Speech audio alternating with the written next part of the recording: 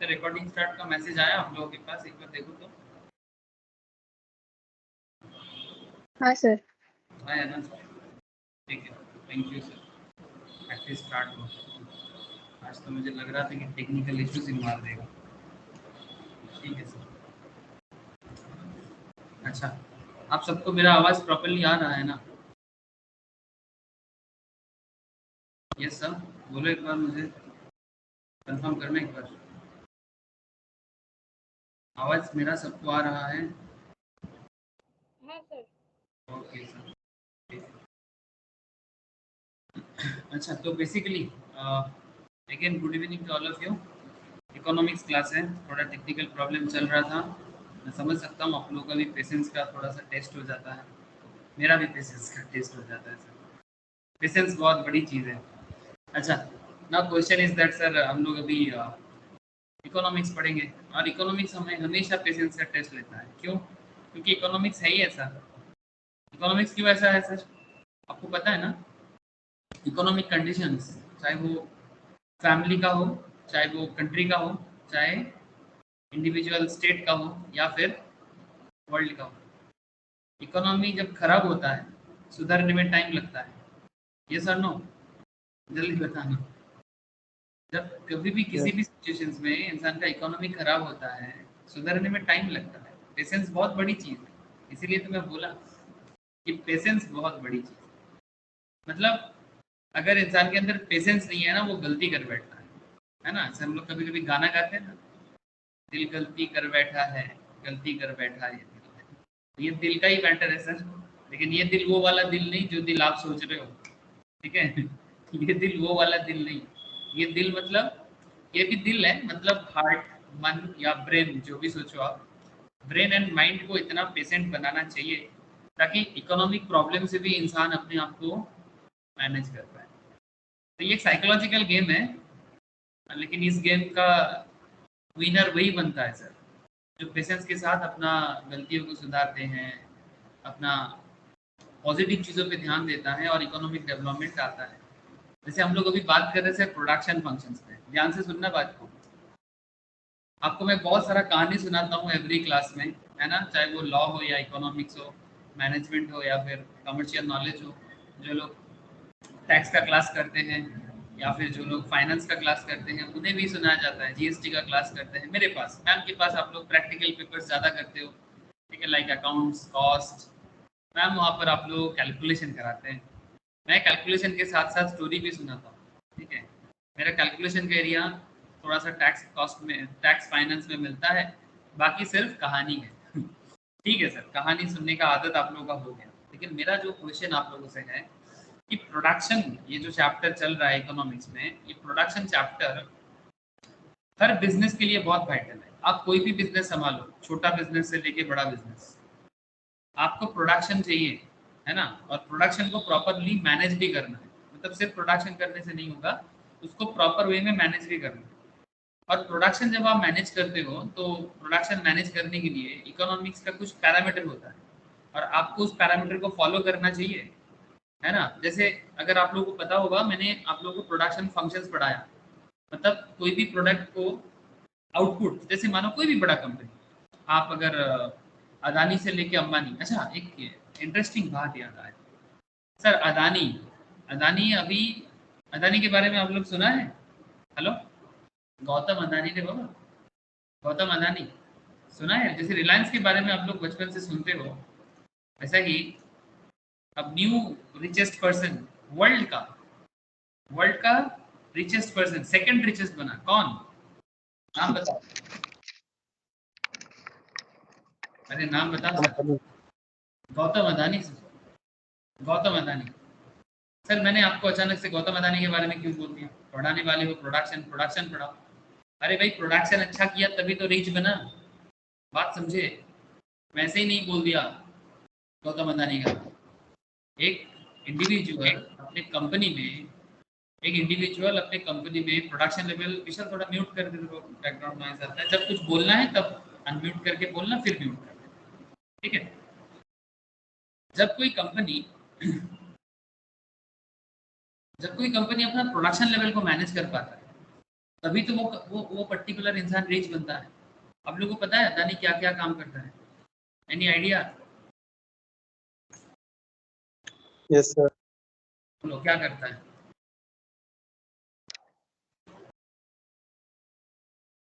Sir import export. Import export का काम करता है। Very good sir. और थर्मल पावर में भी करता है। पावर में भी काम करता है। और बताओ बताओ। Cooking oil. हाँ ऑयल। हाँ very good sir. Adani Wilmer मतलब फॉर्चून तेल। Very good sir. ठीक है। यह भी इंडिया का सेकंड, इंडिया का नहीं सॉरी वर्ल्ड का सेकंड रिचेस्ट पर्सन है सर। अब कोई कोई बोल रही है अदानी कहाँ से आ गया, जरूर कोई पॉलिटिकल लिंक होगा। अरे भाई पॉलिटिकल लिंक हर बिजनेसमैन का होता है, क्योंकि पॉलिटिक्स चलता ही है बिजनेसमैन के पैसे से।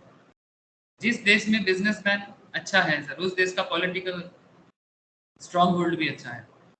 ये टीवी न्यूज़ रिपोर्टर का बात थोड़ा कम सुना करो और अपना दिमाग थोड़ा ज़्यादा लगाया करो। किसी भी बिजनेसमैन का पॉलिटिकल रैपोर्ट हो सकता है, किसी का बीजेपी के साथ होगा, किसी का कांग्रेस के साथ होगा, किसी का सबके साथ होगा।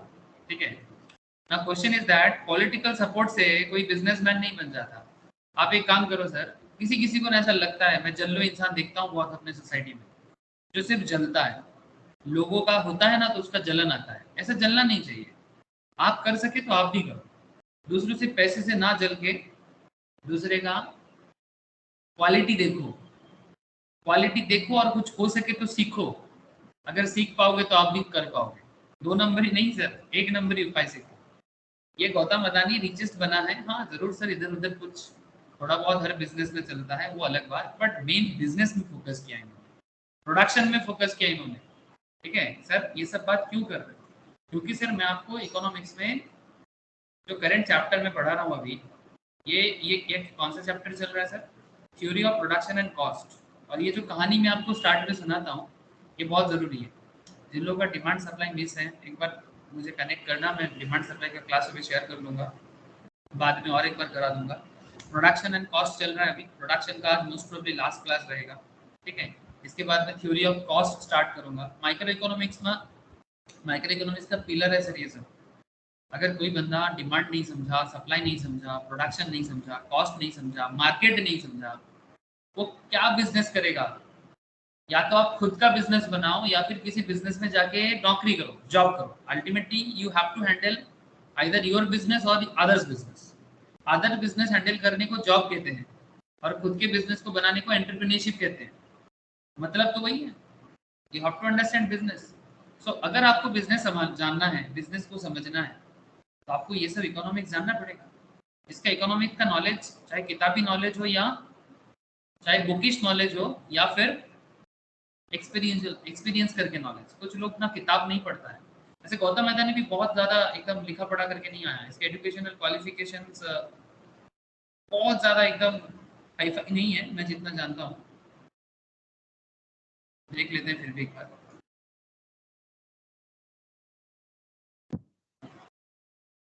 ऐसे क्या क्या पढ़ा है? वर्ल्ड का रिचेस्ट पर्सन बना है, पढ़ाई क्या किया है? अरे सर सिर्फ बीकॉम किया है। आप लोग भी एक काम करो, सिर्फ बीकॉम करो, छोड़ दो सब कुछ, लेकिन नॉलेज तो गैदर करना है ना। ये देखो सर, मैं जोक नहीं कर रहा sir. He was educated eight से चिमनलाल नागिनदास विद्यालय school in Ahmedabad. he enrolled for bachelor degree in commerce। enrolled for, पास किया कि नहीं पता नहीं सर, बट अच्छा ड्रॉप्ड आउट, सेकेंड ईयर में ड्रॉप हो गया। एनरोल किया था, सेकेंड ईयर ड्रॉप आउट है, वर्ल्ड का रिचेस्ट पर्सन है। क्या करोगे डिग्री का? सर आप लोगों को कुछ समझ में आ रहा है? मतलब मैं ये नहीं बोल रहा हूँ कि डिग्री खराब चीज है, डिग्री लो, लेकिन सिर्फ डिग्री के लिए मत पीछे मत भागो। ये देखो रिच बना है, सेकंड रिचेस्ट पर्सन बना है। अल्टीमेटली हर कोई का ऑब्जेक्टिव तो ऐसे ही होता है ना, पैसा कमाना। मैं नहीं मानता, अगर आप मुझे पूछोगे क्या जिंदगी का हर मकसद पैसा कमाना होता है? नहीं sir. Money is utilising concept. आपके पास ज़्यादा हो तो ज़्यादा यूटिलिटी में आ सकता है। अगर आज अदानी के पास है तो अदानी इसको बहुत ज़्यादा यूटिलिटी कर पा रहा है, लोगों को काम दे पा रहा है, डोनेट कर पा रहा है, देश के डेवलपमेंट पे काम आ रहा है। आप भी कमा सकते हो, आप भी यूटिलिटी में पार्ट बन सकते हो। लेकिन इसका मतलब ये नहीं कि आप भी ड्रॉप आउट हो जाओगे तो आप भी कुछ कर लोगे। It's not like that. एक चीज आपने यहाँ पर गौर नहीं किया sir, he was very keen on business, he was very keen on business. उनका पापा का टेक्सटाइल का बिजनेस था, बट उनके पापा के बिजनेस पे इनका इतना मन नहीं था। एक्सपोर्ट इंपोर्ट वगैरह में इनके, ये गुजरात से बिलोंग करता है, गुजरात के वहाँ पर जो बेसिकली एक्सपोर्ट इंपोर्ट का कारोबार होता है, इंपोर्ट भी बहुत करता है। आज पता है आप लोग, अदानी का जो पोर्ट बिजनेस है, रिसेंटली बहुत सारा कारनामा किया। मैं आपको अदानी के बारे में इसलिए बताना चालू कर दिया क्योंकि आपको प्रोडक्शन समझना है ना, तो आपको अदानी का ये स्टोरी सुनना होगा सर। क्यों? जबरदस्ती सुनाओगे? हाँ सर, जबरदस्ती सुनाएंगे। क्यों? क्योंकि जब तक बिजनेस नहीं समझोगे, इकोनॉमिक्स पढ़ने का मतलब नहीं है। There is no need to learn economics if you don't understand economics. ठीक है, अंडरस्टैंड इकोनॉमिक्स और understand business also. Just look at, ये अदानी का ही है। ये जो मैं रिपोर्ट निकाला, ये इंटीग्रेटेड एनुअल रिपोर्ट है। स्टॉक मार्केट क्लास में, सीएसीए में फाइनल लेवल के क्लास में, इंटरमीडिएट के क्लास में मैं ये एनुअल रिपोर्ट रीड कराता हूँ। ये एनुअल रिपोर्ट रीड कराता हूँ, समझाने का कोशिश कराता हूँ कि देखो कंपनी का एनुअल रिपोर्ट जानो, क्योंकि अल्टीमेटली एक सीए को, एक सीएस को, एक सीएमए को अल्टीमेटली कंपनी में जाके ही काम करना है और एनुअल रिपोर्ट में ही काम करना है। तो किसी का कुछ क्वेश्चन है क्या? Any question sir? किसी का म्यूट है, अनम्यूट है, बोलो। अरे बोलो सर, चुप क्यों हो? ये विशाल का होगा, किसका है? अच्छा ठीक है, कुछ क्वेश्चन है तो करो। मैं अभी जल्दी आता हूँ सर। प्रोडक्शन में कुछ इंटरेस्टिंग कॉन्सेप्ट बताना है सर आप लोगों को। जो कॉन्सेप्ट मैं आज बताने जा रहा हूँ ना आप लोगों को प्रोडक्शन में, कॉन्सेप्ट का नाम है सर, अच्छा मुझे लगता है कि शुभजीत को शायद थोड़ा सा दिक्कत होगा। शुभजीत साधु, मेरा आवाज आ रहा है तुझे? হ্যাঁ স্যার শুনতে পাচ্ছি। শুনতে পাচ্ছিস? একটু অসুবিধা হতে পারে মেবি, বাট খুব একটা প্রবলেম হবে না, কারণ আমি গল্প দিয়ে বেশিরভাগ কথা বলি, তো একটু অসুবিধা হবে। বাট আস্তে আস্তে যখন প্রোডাকশনের ফার্স্ট 2-3টে ক্লাস করে নিবি, ऐड पर হয়ে যাবে। ठीक है ये देखो, मैं एक्चुअली जो आपको बताने जा रहा हूँ सर, वो प्रोडक्शन ऑप्टिमाइजेशन सर। ये प्रोडक्शन ऑप्टिमाइजेशन क्या है? प्रोडक्शन ऑप्टिमाइजेशन क्या है यही तो समझाना। इसको समझाने के लिए दो कॉन्सेप्ट समझना होगा, आइसोक्वांट और एक का नाम है आइसोकॉस्ट। लेकिन सर अगर मैं इसको आपको ऐसे ही बता दूं ना, आइसोक्वांट एंड आइसोकॉस्ट, और ये जो कार्व है, किसी किसी का तो देखता हूँ मैं, इकोनॉमिक्स बचपन में पढ़ता तो था, 11-12 में भी था, कॉलेज में भी कोई कोई पढ़ लिया, कोई कॉलेज में पढ़ रहा है अभी भी। ठीक है, इकोनॉमिक्स ऑनर्स भी कंप्लीट कर लिया, बट जब भी ग्राफ कार्व सामने आता है ना, अभी भी जैसे तोते उड़ जाते हैं। तोते उड़ना समझते हो? जैसे चिंता में पड़ जाता, भाई हो क्या रहा है, इधर से निकल रहा है, उधर से आ रहा है, क्या हो रहा है? अरे कुछ नहीं है, डेटा प्रेजेंटेशन है। लेकिन डेटा प्रेजेंटेशन तब ना दिमाग में घुसेगा जब आप बिजनेस को समझ पाओगे, दिल से और दिमाग से, दिल से और दिमाग से। तो दिल और दिमाग में बिजनेस छाना जरूरी है। जब बिजनेस दिल और दिमाग में छा जाएगा, ऑटोमेटिकली इकोनॉमिक्स भी समझ में आ जाएगा। सर जल्दी बोलो, आइसोकॉस्ट आइसोक्वांट आते हैं सर? आइसोकॉस्ट आइसोक्वांट में आते हैं, बट बिफोर दैट आपको मैं अदानी का बिजनेस का सिनारियो बता रहा था कि देखो सर, एक्सपोर्ट इंपोर्ट बिजनेस में इसको बहुत इंटरेस्ट था। एक्सपोर्ट इंपोर्ट बिजनेस में अदानी को इंटरेस्ट बहुत था, इसीलिए इतना इंटरेस्ट था, उनके पापा के बिजनेस में इसका कोई इंटरेस्ट नहीं था। पापा का टेक्सटाइल बिजनेस में इंटरेस्ट नहीं था, बट इनको ये देखो sir, in 1981 his elder brother Mahashukumbhai Adani bought a plastics unit in Ahmedabad and invited him to manage the operation। यही अदानी का ग्लोबल ट्रेडिंग में, मतलब इंटरनेशनल जो ट्रेडिंग होता है, ठीक है, पॉलीविनाइल क्लोराइड पीवीसी, उस पे इनका बिजनेस का स्टार्ट हुआ 1981 में। फिर 1985 ऑनवर्ड्स अदानी एंटरप्राइज बन गया। ठीक है, आज अदानी एंटरप्राइज, अदानी का मैक्सिमम बिजनेस का कॉन्सेप्ट है। Adani agriculture, power commodities, Adani port, सब अलग अलग बिजनेस है, बट मेनली स्टार्ट हुआ था अदानी का इंपोर्ट एक्सपोर्ट बिजनेस में पॉलीविनाइल क्लोराइड का जो ऑपरेशंस के साथ, जिसको इंपोर्ट एक्सपोर्ट मतलब एक्सपोर्ट किया जाता था। तो मेनली कॉन्सेप्ट इज दैट आज अदानी बहुत सारा काम करता है। अगर मैं अदानी में बात करना चालू करूँ ना सर, खत्म नहीं कर पाऊंगा। सोलर एनर्जी का काम करता है अदानी, ग्रीन एनर्जी पे काम करता है, एयरपोर्ट बिल्ड करता है। ठीक है, ये मुंबई एयरपोर्ट भी अदानी मैनेज करता है, 74% स्टेक है इसका मुंबई एयरपोर्ट में। ठीक है, मतलब मुंबई एयरपोर्ट कभी जाओगे तो आप समझ जाना कि अदानी का ही मैनेजमेंट है वहाँ। ठीक है, और आज जाके रिसेंटली कल का खबर है, 2 दिन पहले का, ये देखो May 22, Adani family acquired Ambuja Cement and its subsidiary ACC from Holcim Group in 10.5 billion through an overseas special purpose entity. Recently sir ये भी कंप्लीट हो गया, ये रिसेंट आज का कल का खबर है। अदानी एंटरप्राइज का शेयर का ग्रोथ देख के समझ जाओगे। ये देखो सर, मैं आज ही सुबह मॉर्निंग में क्लास चल रहा था, अदानी विल्मर के बारे में मैं बाद में बात कर लूंगा। अदानी एंटरप्राइज जानो सर, जानो इकोनॉमिक्स का इफेक्ट देखो, ये अदानी एंटरप्राइज का शेयर देखो, इसके बारे में मैंने काफ़ी केस स्टडीज करवाया जब हम लोग स्टॉक मार्केट क्लास करते हैं। ठीक है, एवरी मॉर्निंग को स्टॉक मार्केट क्लास होता है सर। जो लोग NISM देता है, जो लोग स्टॉक मार्केट ट्रेडिंग करता है, इन्वेस्टमेंट करता है, उनके लिए डेली सुबह को 9 से 9:30 से 11 तक डेली स्टॉक मार्केट क्लास चलता है सर। ये मैं लास्ट ईयर इनके बारे में बात किया था जब इसका शेयर का दाम ही 1500-1600 चल रहा था, 1500-1600 के आसपास। मैं तभी बताया था, अदानी के ऊपर केस स्टडीज किया था, और आज अदानी का शेयर 3600 करके चल रहा है सर, अदानी एंटरप्राइज का। और भी बिजनेस है इसका, जैसे अदानी एंटरप्राइज हो गया, जैसे रिसेंटली अदानी विल्मर आया। अदानी विल्मर क्या करता है सर, हम लोग के घर घर में फॉर्चून तेल हम लोग यूज करते हैं, स्पेशली वेस्ट बंगाल में तो बहुत चलता है। इवन बांग्लादेश का भी सबसे फेमस तेल का ब्रांड अदानी बनाता है। आप लोग को जान के हैरानी होगा, बट ये वास्तव है। बांग्लादेश का सबसे फेमस जो ऑयल ब्रांड है, मुझे नाम एग्जैक्टली पता नहीं है, प्योर बंगाली नाम है कुछ, बिकॉज बांग्लादेश में बंगाली बहुत ज़्यादा यूज होता है कंपेयर टू वेस्ट बंगाल। ठीक है, तो बांग्लादेश में कुछ प्योर बंगाली नाम है, उसके ऊपर बेस करके अदानी का तेल चलता है। मतलब अदानी का बिजनेस सिर्फ इंडिया में नहीं, फॉरेन में भी चलता है। अदानी विल्मर जो तेल का बिजनेस करता है, बेसिकली सिंगापुर के साथ एक कंपनी के साथ जॉइंट वेंचर में, इसका शेयर अभी 3 महीने पहले आया था 230 में, अभी 800 का चल रहा है। सर ये सब बात क्यों कर रहे हो? अरे सर, तेल प्रोडक्शन किया, एंटरप्राइज के ऊपर बेस करके अलग अलग बिजनेस को और अच्छे से प्रोड्यूस किया, तभी ना जाके आज वर्ल्ड का रिचेस्ट, सेकंड रिचेस्ट बना, और इंडिया का फर्स्ट।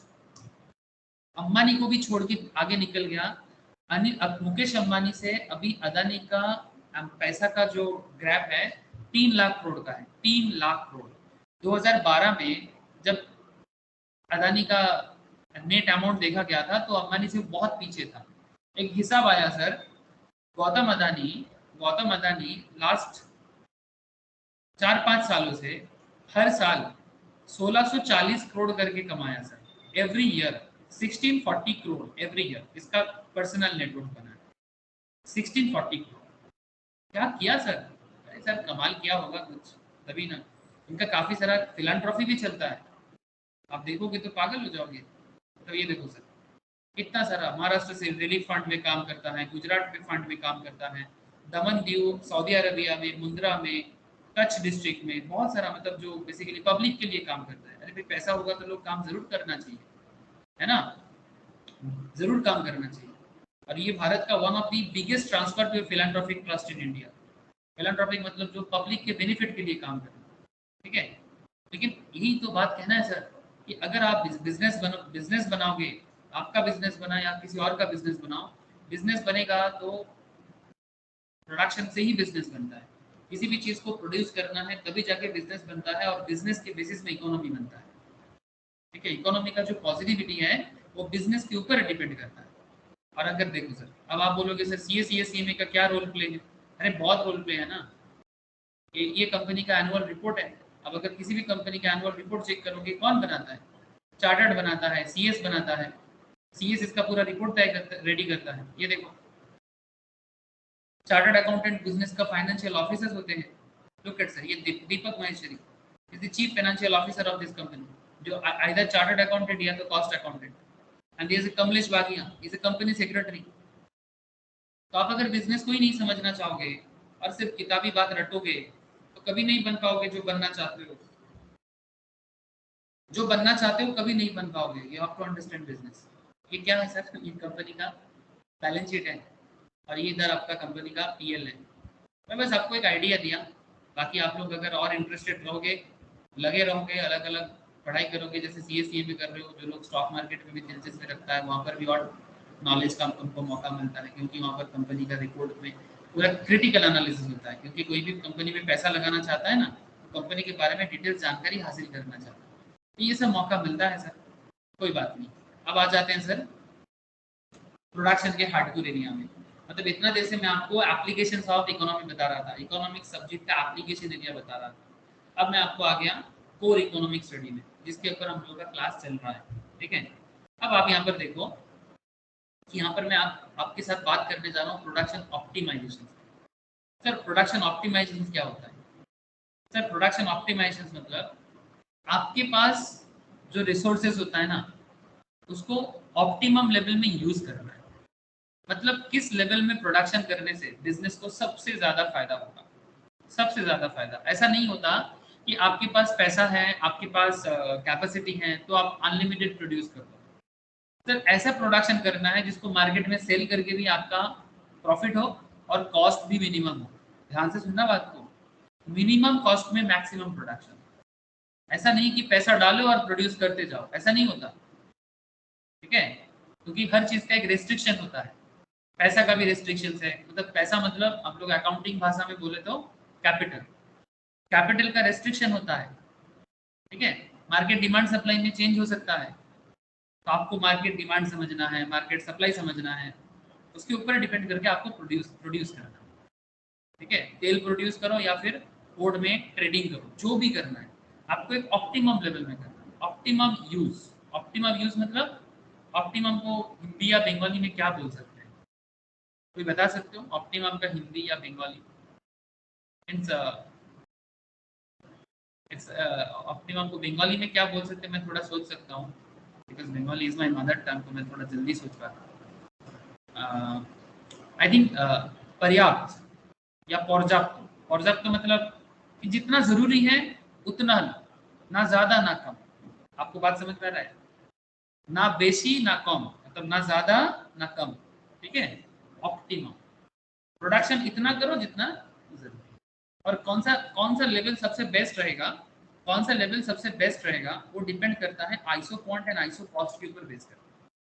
कॉस्ट भी कम हो, प्रोडक्शन भी ज्यादा हो। सर समझेंगे कैसे? सर इसके लिए आपको कुछ स्टैटिस्टिकल यूज भी करना होगा, मैं आपके साथ अभी करूंगा ये स्टैटिस्टिकल प्रयोग, ठीक है। स्टैटिस्टिक्स का यूज करना है, उसको ग्राफ में बदलना है, फिर आइसोक्वांट ड्रॉ करना भी सीख जाएंगे सर, थोड़ा सा वेट कर जाओ, ठीक है। और उसके ऊपर बेस करके हम लोग धीरे धीरे आइसो कॉस्ट भी समझ जाएंगे, और आइसो कॉस्ट और आइसो क्वांट का एक मिक्स्ड इक्विलिब्रियम कंडीशन भी समझ जाएंगे। मतलब बिजनेस को किस लेवल में प्रोडक्शन करने से वो प्रॉफिटेबल रहे और वो हमेशा अपने बिजनेस को डेवलप कर पाए, ये देखना चाहिए सर।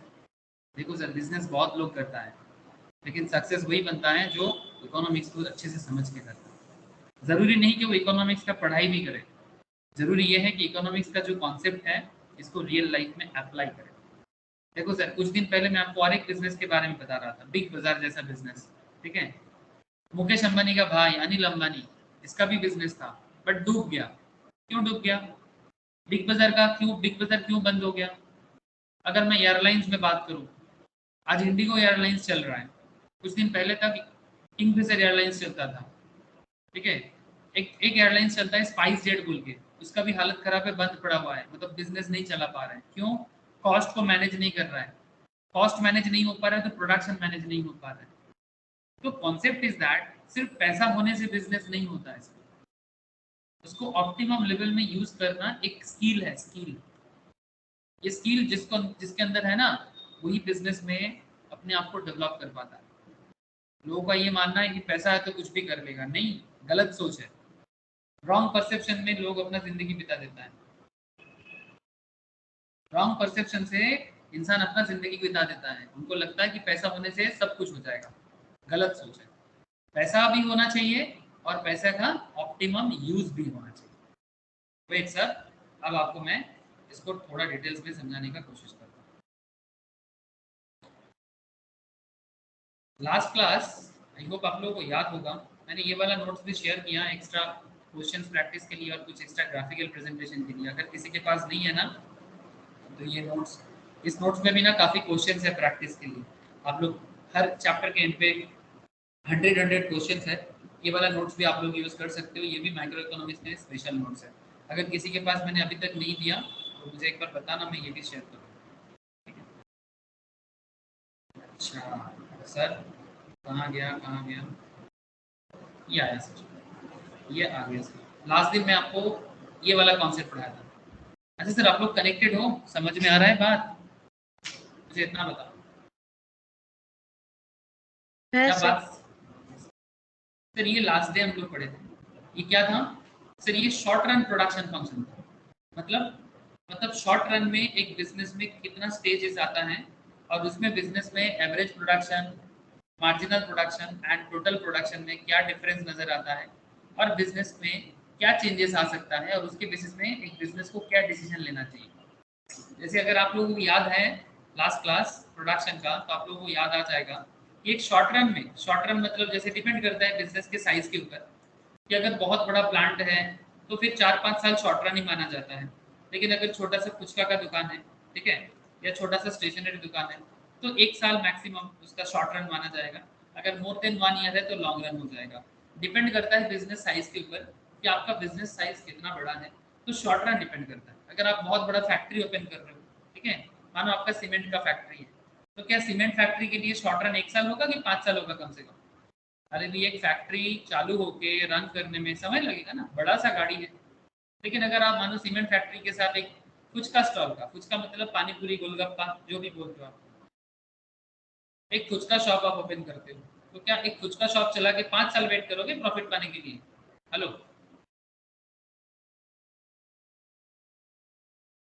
बात समझ में आ रहा है? अच्छा, थोड़ा कंपैरिजन थोड़ा डिफरेंट है, बट आपको बात समझाने के लिए मैंने ऐसा एग्जांपल लिया। सीमेंट फैक्ट्री एंड फुचका का दुकान, फुचका भी एक प्रोडक्शन कॉन्सेप्ट है कि कितना फुचका प्रोड्यूस करे।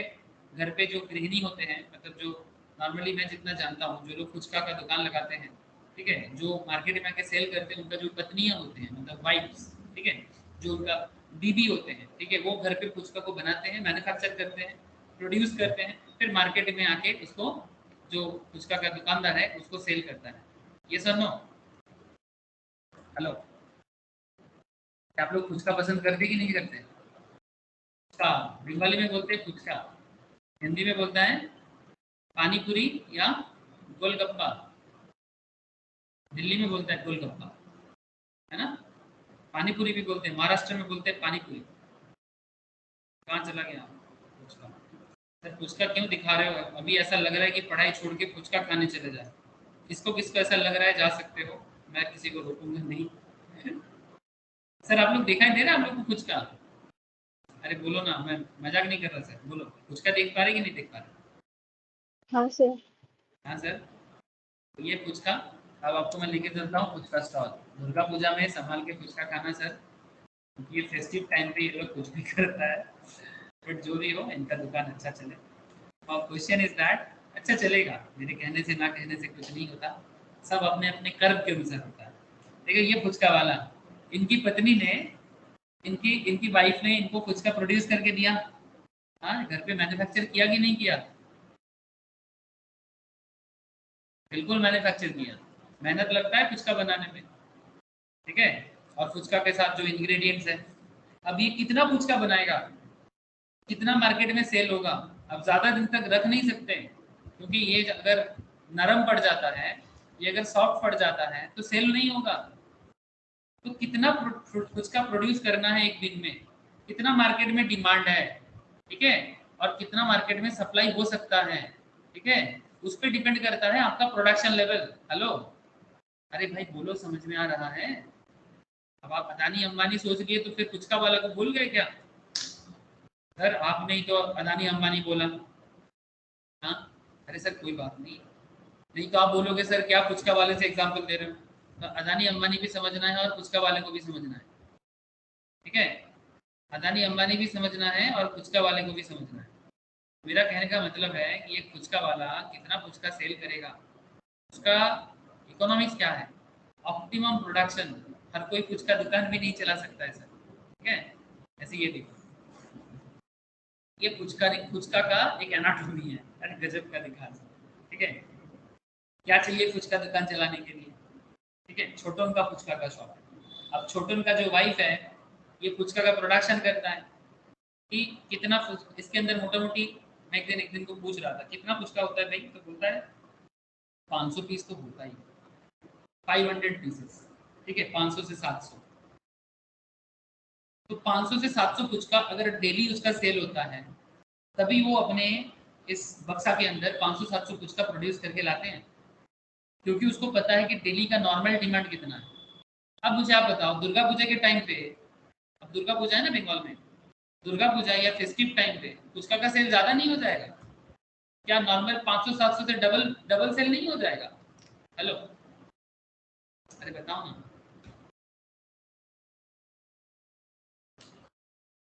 Market demand Durga Puja time पे ज़्यादा होगा कि नहीं होगा? हाँ सर। ये है ना। तो अगर डिमांड मार्केट में ज़्यादा होगा तो प्रोडक्शन ज़्यादा करना चाहिए, लेकिन इतना भी ज़्यादा मत कर दो हो कि आपका लॉस हो जाए, है ना। यही तो समझना है, ऑप्टिमम प्रोडक्शन। ऑप्टिमम प्रोडक्शन समझना है आपको, वही मैं बताने वाला हूँ। तो चाहे बिजनेस शॉर्ट रन में चले, चाहे बिजनेस लॉन्ग रन में चले। जैसे ये शॉर्ट रन था, मैंने आपको शॉर्ट रन में ये समझाया था कि एवरेज प्रोडक्शन स्टेज 1 में क्या होता है, स्टेज 2 में क्या होता है, स्टेज 3 में क्या होता है, पॉइंट ऑफ इन्फ्लेशन क्या होता है, सॉरी इन्फ्लेक्शन, ठीक है, पॉइंट ऑफ इन्फ्लेक्शन मतलब जिसके पॉइंट के बाद बिजनेस में धीरे धीरे ग्रोथ तो आता है, बट इसके बाद एक सैचुरेशन पॉइंट आता है और बिजनेस में और सेल बढ़ता नहीं है, बिजनेस में सेल गिर जाता है। ये शॉर्ट रन में बात कहा था मैंने। फिर मैंने आपको लॉन्ग रन के बारे में भी कहा था, लॉन्ग रन प्रोडक्शन फंक्शन, जिसका एक नाम है sir law of return to scale. Short run production का क्या नाम है? शॉर्ट रन प्रोडक्शन का भी दो नाम आता है सर। ये जो शॉर्ट रन था ना, इसका भी दो नाम है सर, याद रखना, एग्जाम में ये सब कोई भी नाम से सवाल हो सकता है। शॉर्ट रन प्रोडक्शन फंक्शन का नाम है लॉ ऑफ वेरिएबल प्रोपोर्शन, या फिर इसका और एक नाम भी है लॉ ऑफ डिमिनिशिंग रिटर्न, ठीक है। लॉ ऑफ वेरिएबल प्रोपोर्शन क्यों? क्योंकि अलग अलग वेरिएबल इनपुट से बनता है, इसलिए variable proportion. And diminishing return क्यों? क्योंकि एक सर्टेन टाइम के बाद आपका रिटर्न डिमिनिश होता है। ये देखो, एक सर्टेन टाइम के बाद प्रोडक्ट एवरेज प्रोडक्शन भी गिरता है, मार्जिनल प्रोडक्शन भी गिरता है, टोटल प्रोडक्शन भी गिरता है। भले ही समय थोड़ा ज़्यादा हो सकता है 1 साल, 1 साल की जगह 2 साल, 2 साल की जगह 3 साल, बट होता ही होता है, ठीक है। ये सब मैंने लास्ट क्लास में बोला था, नोकिया का एग्जाम्पल था। हाँ सर, याद होगा आप लोग को, मैंने नोकिया का एग्जाम्पल लिया था केस स्टडीज में। और law of return to scale क्या है? Law of return to scale long run में होता है। लॉन्ग रन में एक बिजनेस जब टिक जाता है ना, लॉन्ग रन में जब एक बिजनेस टिक जाता है, जैसे कि टाटा, कोई भी टाटा का बिजनेस आप ले सकते हो एग्जाम्पल के लिए, ठीक है, टाटा सॉल्ट, टाटा टाटा स्टील। आज से नहीं सर, टाटा का बिजनेस चल रहा है फ्रॉम 1912 से, आज हो गया 2022, मतलब 110 साल, मोर देन 110 ईयर्स। आईटीसी का बिजनेस जिसका आप लोग कॉफी यूज करते हो, आईटीसी कॉफी, इसका बेसिकली सिगरेट बिजनेस है, इंस्पायरिंग 100 ईयर्स।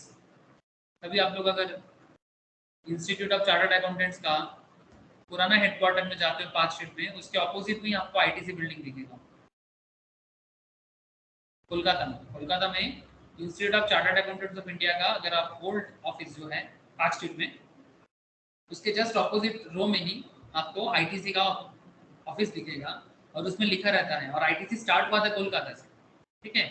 उसमें लिखा रहता है इंस्पायरिंग 100 ईयर्स, या ऐसा लिखा रहता है 100 इंस्पायरिंग ईयर्स। सर मेरा कहने का मतलब और कुछ नहीं है, मैं बस इतना कहना चाहता कि जब आप किसी कंपनी को देखते हो जो more than 10 years, 15 years, 20 years, और एक्सेप्शनल सिनारियो में ऐसे बड़े बड़े कंपनीज जैसे कि आईटीसी, टाटा, बिरला, ये 100 साल से भी ज़्यादा बिजनेस कर रहा है। ऐसे बिजनेस में क्या होता है, स्टार्टिंग में इंक्रीजिंग रिटर्न रहता है, फिर रिटर्न कांस्टेंट हो जाता है, और फिर इनका डिक्रीजिंग होता है, बट ये लंबा समय के लिए होता है। जैसे आईटीसी अभी भी चल रहा है, टाटा का बिजनेस अभी भी चल रहा है, बट एक लॉन्ग रन बिजनेस के बारे में मैंने लास्ट क्लास में एग्जांपल लिया था। सर आप लोग एम्बेसडर के बारे में जानते हो? ये सब हो चुका है, बस एक बार याद दिला रहा हूँ मैं आपको। आप लोग को एम्बेसडर पता है ना, एम्बेसडर कार है बाबा, जिसको हम लोग प्यार से बोलते हैं taxi. In Bengal, in West Bengal we normally call it taxi. किसी को भी पूछो, एम्बेसडर बहुत कम लोग बोलते हैं, ज़्यादातर लोग टैक्सी बोलते हैं। वो अलग बात की टैक्सी बेसिकली जो भाड़े पे लिया जाता है, जो जैसे कोलकाता के रास्ते में जो चलता है, उसको टैक्सी बोलते हैं। टैक्सी एक सिनोनिमस हो गया इन बंगाल। टैक्सी का मतलब हम लोग सोचते हैं कि एम्बेसडर कार होगा तो टैक्सी होगा, अभी लोग सोचता है अलग है, बट एक टाइम था टैक्सी बोलने से ही अभी भी हम लोग बोलते हैं पीला कलर का, लेकिन बॉम्बे में जाओ तो वहाँ पर भी टैक्सी है। टैक्सी के नाम पे आपके सामने एम्बेसडर कार नहीं आता, वहाँ पर फिएट कार आता है। ठीक है, दिल्ली में जाओगे तो टैक्सी के नाम पे मारुति वैन आता है। ठीक है, मारुति इको, दिल्ली में मारुति इको बहुत चलता है। इको ऐसे ही यूज कर, इको मैं सही बोल रहा ना सर? तो मेरा कहने का मतलब ऐसा है, कोलकाता में टैक्सी के नाम पे एम्बेसडर चलता है, लेकिन क्या एम्बेसडर कंपनी अभी भी है सर? जल्दी बोलो, क्या ये इसका बिजनेस अभी भी है? चलो उसका का स्टोरी हो गया। एम्बेसडर कार अभी भी है मार्केट में, मतलब कार तो है, क्या कंपनी है? क्या कहते हो? ये किसका था? ये बिरला का था। अपने कोलकाता में इसका प्लांट था, उत्तरपाड़ा बोल के एक जगह है दक्षिणेश्वर के उल्टा साइड में जाओगे तो कभी हिंद मोटर, उत्तरपाड़ा हिंद मोटर में जाओगे तो वहाँ पर अभी भी प्लांट है सर। और इसका सबसे बड़ा प्लांट है हिंदुस्तान एम्बेसडर का चेन्नई में। प्लांट अभी भी बंद हुआ है बट कंपनी हैंड ओवर हो चुका है। लेकिन जो इंडिया वाला कंपनी था वो बंद हुआ है। अब एक फ्रेंच कंपनी के साथ एक जॉइंट वेंचर किया गया है, टाई अप हुआ है। अब देखो न्यू एम्बेसडर क्या आता है। But my question is that ये एम्बेसडर का प्रोडक्शन अभी बंद है। ये तो असेंबली किया जाता था हुगली वेस्ट बंगाल में, और हुगली मतलब हिंद मोटर उत्तरपाड़ा। जो लोग कोलकाता या बंगाल के बारे में जानते हो दे मे बी नो कि Hind motor is a stoppage. ठीक है, हिंद मोटर एक रेल स्टेशन है, एक एरिया है सर। और किसके कारण है? इसी के कारण, बिकॉज ये कंपनी का नाम ही है हिंद मोटर, इसका नाम ही है हिंदुस्तान एम्बेसडर या हिंद मोटर। ठीक है, जो बेसिकली बीएम बिरला चलाता था, बीएम बिरला चलाता था। अभी ये किसी एक फॉरेन फ्रेंच कंपनी को बेच दिया गया है। Now question is that sir इसका क्या हुआ? सर एम्बेसडर का प्रोडक्शन बंद हो गया। क्यों? क्योंकि लॉन्ग रन में और इसका डिमांड नहीं।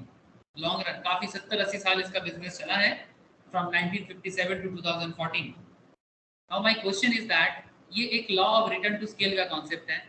एक समय था जब 1960 1970 इस समय में लोगों के पास अगर कुछ कार का बात आता था, जो रिच क्लास कैटेगरी में आते थे वो एम्बेसडर ही लेते थे।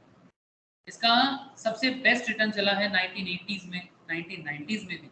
लेकिन 90s ऑनवर्ड्स, 1990 के बाद से 1990-95 के बाद से इसका कांस्टेंट रिटर्न चालू हो गया था।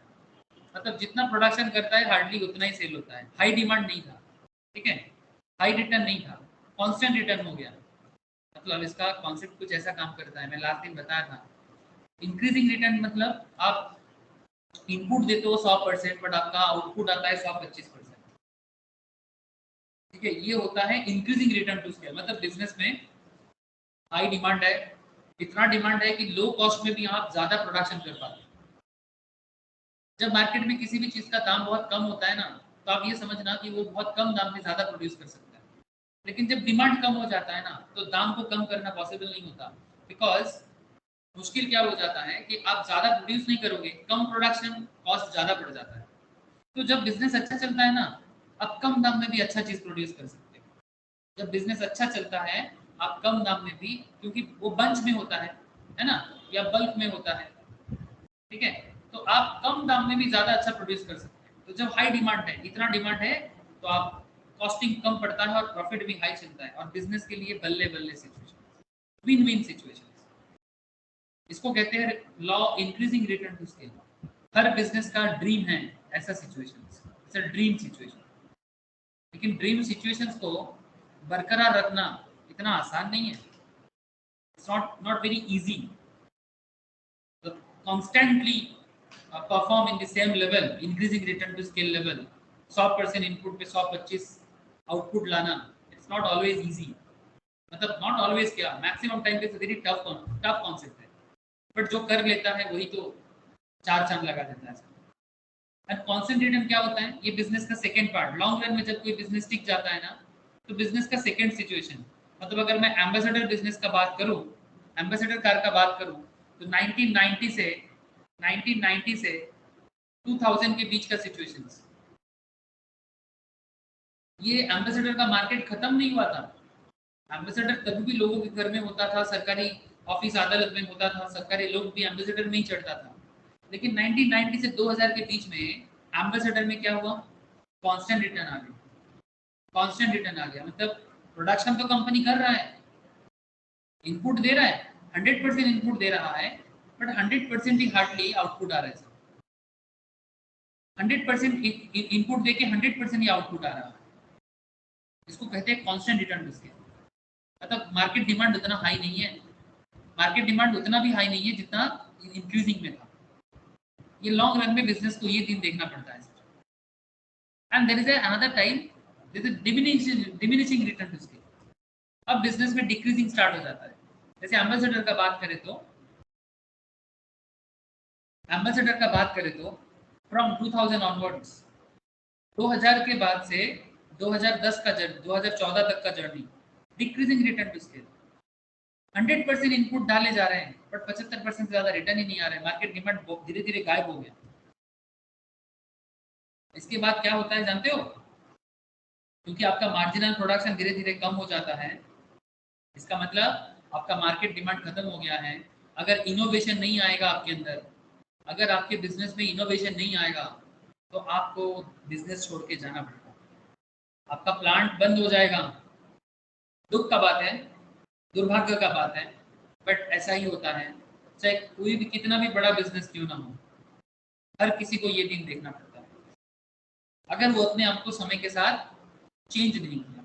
जैसे कि टाटा ने चेंज किया तो अभी भी मार्केट में है।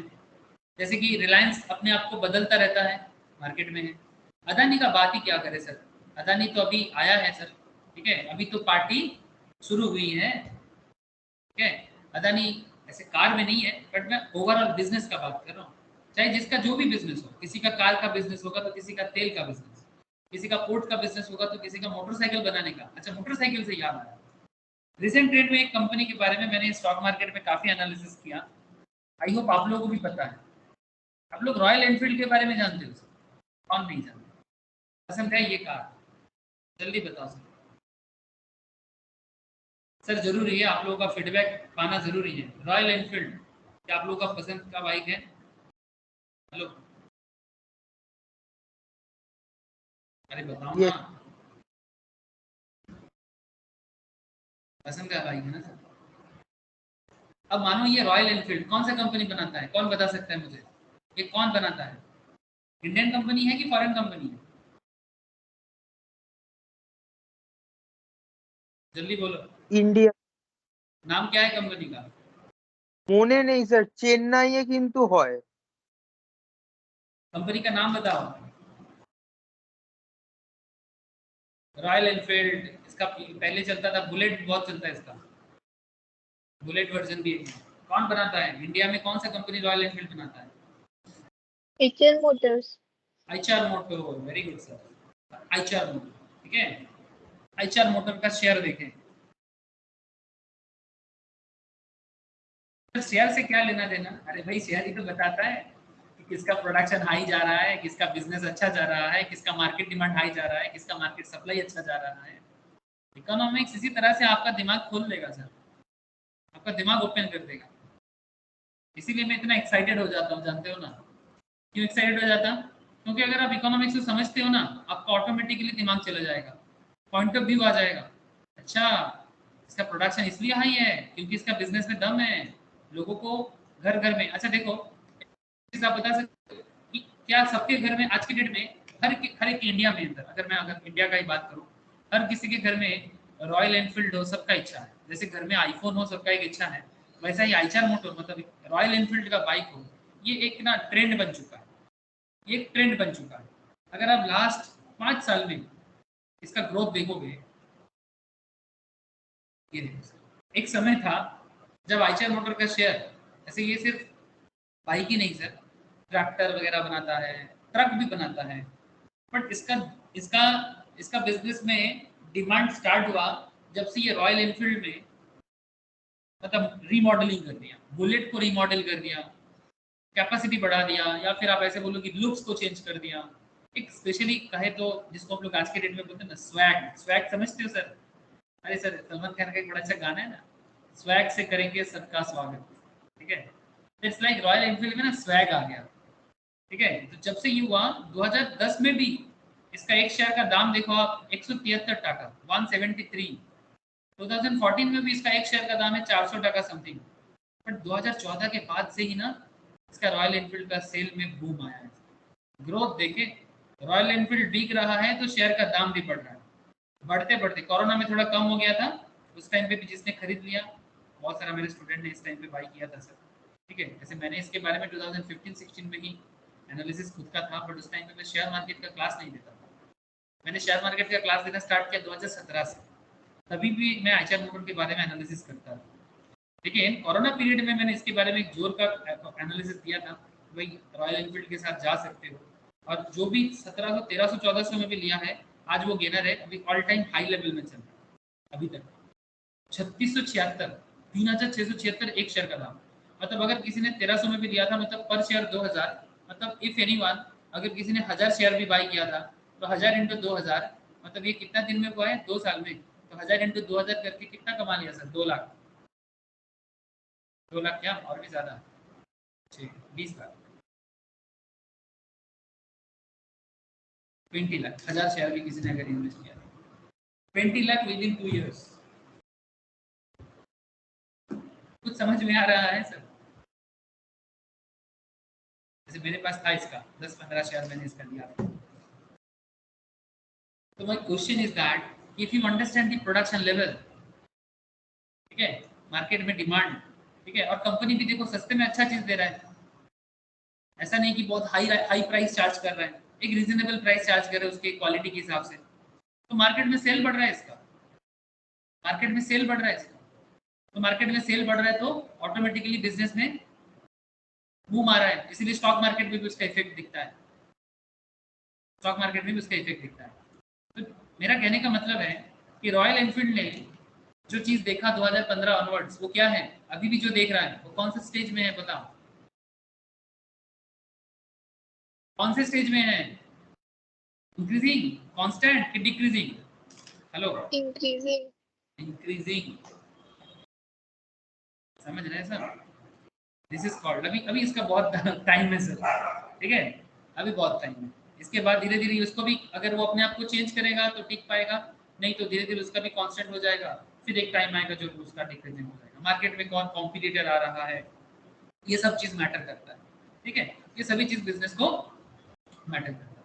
तो बेसिकली मेरा कहने का मतलब है, जब बिजनेस में अच्छा दिन आता है ना, तो इसमें internal and external economies of scale आता है, internal and external economies of scale, मतलब मैनेजमेंट के अंदर एंड बाहर दोनों तरफ से बिजनेस में इकोनॉमी, इकोनॉमी मतलब सस्ते में जब बिजनेस को अच्छा चीज मिले, point to be noted, simple language में बता रहा हूँ आपको, इकोनॉमीज ऑफ स्केल का मतलब आप सस्ते में अपना बिजनेस को बढ़ा पा रहे हो, लो कॉस्ट में हाई प्रॉफिट। ध्यान से समझना सर, ठीक है। ऐसे मैं बहुत सारा बिजनेस के बारे में आपके साथ एनालिसिस दे सकता हूँ, ठीक है। जैसे जैसे मानो अगर आप मॉडर्न डे बिजनेस के बारे में जानना चाहते हैं, आजकल ऑनलाइन बिजनेस बहुत चलता है ना, लाइक जोमेटो, लाइक स्विगी, ठीक है, like Swiggy, Zomato, Flipkart, Paytm, है ना।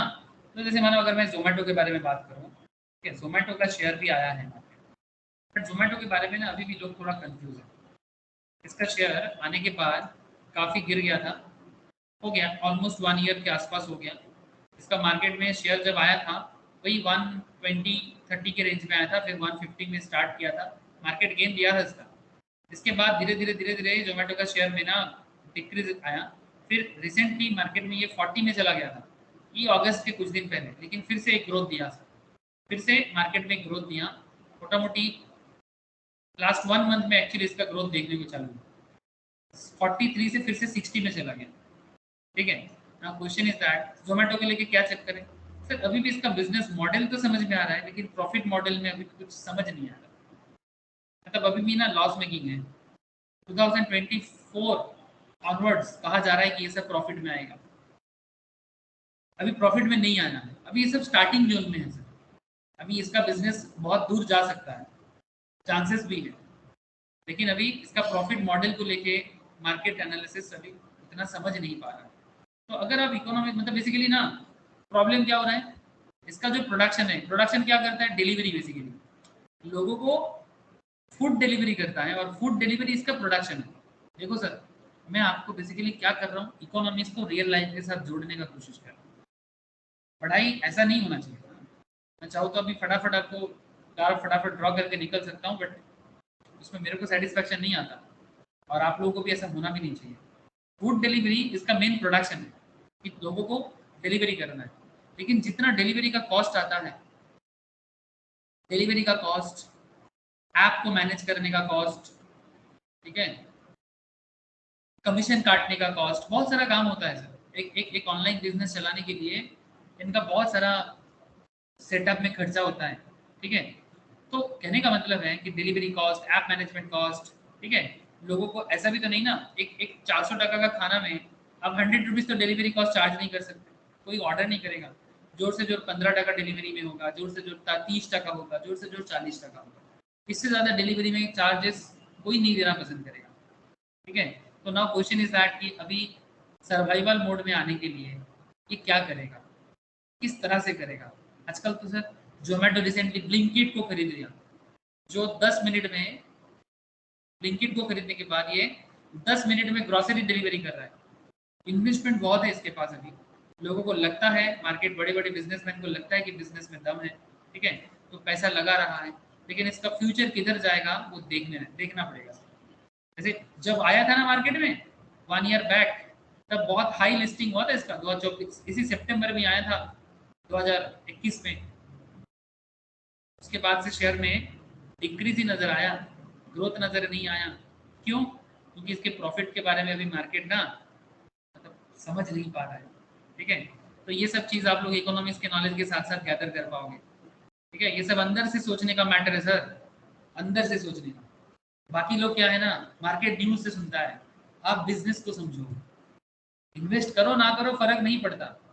मेरा एक कहना है सर, मेरा एक पर्सनल मानना है, whether you want to be a chartered accountant or not, but you must have a knowledge like a chartered accountant। ये मेरा, झुंझुनवाला साहब भी चार्टर्ड अकाउंटेंट थे, ठीक है। चार्टर्ड का दिमाग ही अलग लेवल में चलता है। मोतीलाल ओसवाल बड़ा फेमस स्टॉक मार्केट कॉन्सेप्ट बनाता है सर, ठीक है, चार्टर्ड अकाउंटेंट। तो कहने का मतलब है कि चार्टर्ड अकाउंटेंट हो ना हो, लेकिन झुंझुनवाला का जो गुरु है राधा कृष्णन दमानी, उसका भी एक बहुत बड़ा बिजनेस चलता है। राधा कृष्णन दमानी, उसका बिजनेस का नाम है डीमार्ट। इनका भी शेयर के बारे में काफ़ी डिस्कशंस करता हूँ मैं। बिग बाजार जैसा बिजनेस चलाता है। बिग बाजार तो मार्केट से गायब हो गया, पर डीमार्ट देखो sir, Avenue supermart, east India में कम नजर आते हैं, ज़्यादातर वेस्ट इंडिया और साउथ इंडिया में नजर आते हैं इनका स्टोर। सेम बिजनेस मॉडल जो बिग बाजार चलाता है, बट इनका शेयर में ग्रोथ देखो। रिसेंटली थोड़ा टर्मोइल हुआ है, बट 4,000 4,500 का, एक साल पहले इसका शेयर 2,000 में बिकता था। लास्ट एक साल में 2,000 पर शेयर में रिटर्न दिया। ये राकेश झुंझुनवाला का गुरु का कंपनी है, राधा कृष्णन दमानी। ये सब बात करने चाहो तो बहुत सारा बात है, बट आपको मैं इतना कहना चाहता हूँ कि ये सभी कोई जो इतना टिपिकल बिजनेस को बनाया ना सर, इनका मेन पर्पस या कॉन्सेप्ट जो है ना, वो इकोनॉमिक्स के साथ जुड़ा हुआ है। जो इकोनॉमिक्स को प्रॉपर लेवल में एप्लीकेशन कर पाया, जो बेसिकली ये कर पाया sir, internal and external economics of scale कर पाया, वही बिजनेस में राज कर पाया, चाहे वो शॉर्ट टर्म के लिए हो चाहे लॉन्ग टर्म। जो नहीं कर पाया उसको जाना पड़ा, उसको मैदान छोड़ के, फील्ड छोड़ के जाना पड़ा। Businessman is player in the market area. Market area में टिकता वही है, चाहे मैं हूं या कोई और, चाहे बड़ा से बड़ा बिजनेसमैन हो या छोटा से छोटा बिजनेसमैन, टिकेगा वही जो ये समझ पाएगा। चाहे किताबी ज्ञान ले लो, चाहे वास्तव से सीख लो, कहीं से भी सीख लो, बट समझना पड़ेगा। अब आपको मैं वही बताने जा रहा हूँ sir, internal and external economies of scale क्या होता है, internal and external diseconomies of scale क्या होता है। अगर आप ये समझोगे तभी ना मैं आपको आइसो क्वांट आइसो कॉस्ट समझा पाऊंगा, नहीं तो कैसे समझाऊंगा सर, बताओ सर बताओ। आप तो दिमाग खाने के लिए हमेशा रेडी रहते हो, थोड़ा और दिमाग खा लो, हम लोग कुछ माइंड नहीं करेंगे। ऐसे सर माइंड तो आप लोग करो ना करो फर्क नहीं पड़ता, बट समझ में आ रहा है कि नहीं आ रहा है?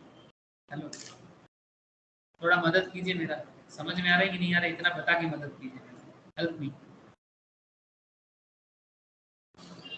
আরে বোঝা যাচ্ছে রিফান স্যার আমি সালমান, বুঝতে পারছিস না?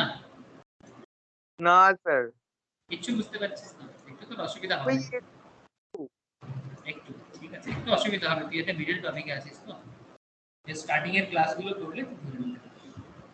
ওই জন্য তোকে জিজ্ঞাসা করছি না।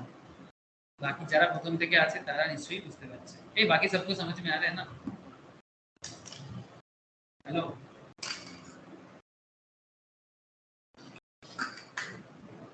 सुमन, नयनी, दीपायन, रवि, विशाल, बोलो सर, बात समझ में आ रहा है? शालिनी, किसी का आवाज नहीं है, कुछ तो जवाब दो। विदिशा,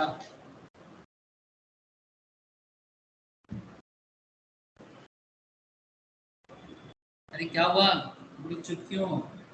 समझ में आ रहा है कि नहीं आ रहा है?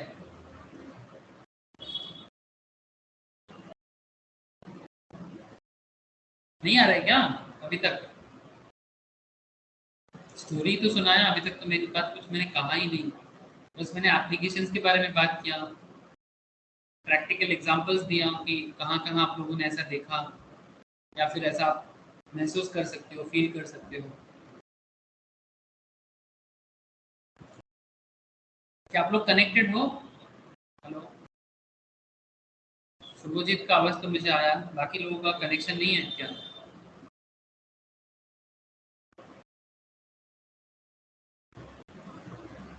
हेलो, अरे कनेक्टेड हो या नहीं? Okay sir, okay sir, okay ठीक है चलो। तो as the firm expands production it gets many advantage। जब कोई बिजनेस अपना प्रोडक्शन इंक्रीज करता है ना, उसको बहुत सारा एडवांटेज मिलता है। तो जब प्रोडक्शन इंक्रीज कब करता है? जब मार्केट में डिमांड होता है। यस, कुछ क्वेश्चन है क्या? किसी का म्यूट है, अनम्यूट है, बोलो। हाँ विशाल, কিছু বলছিস? हाँ सर। আচ্ছা ঠিক আছে, mute করে দে।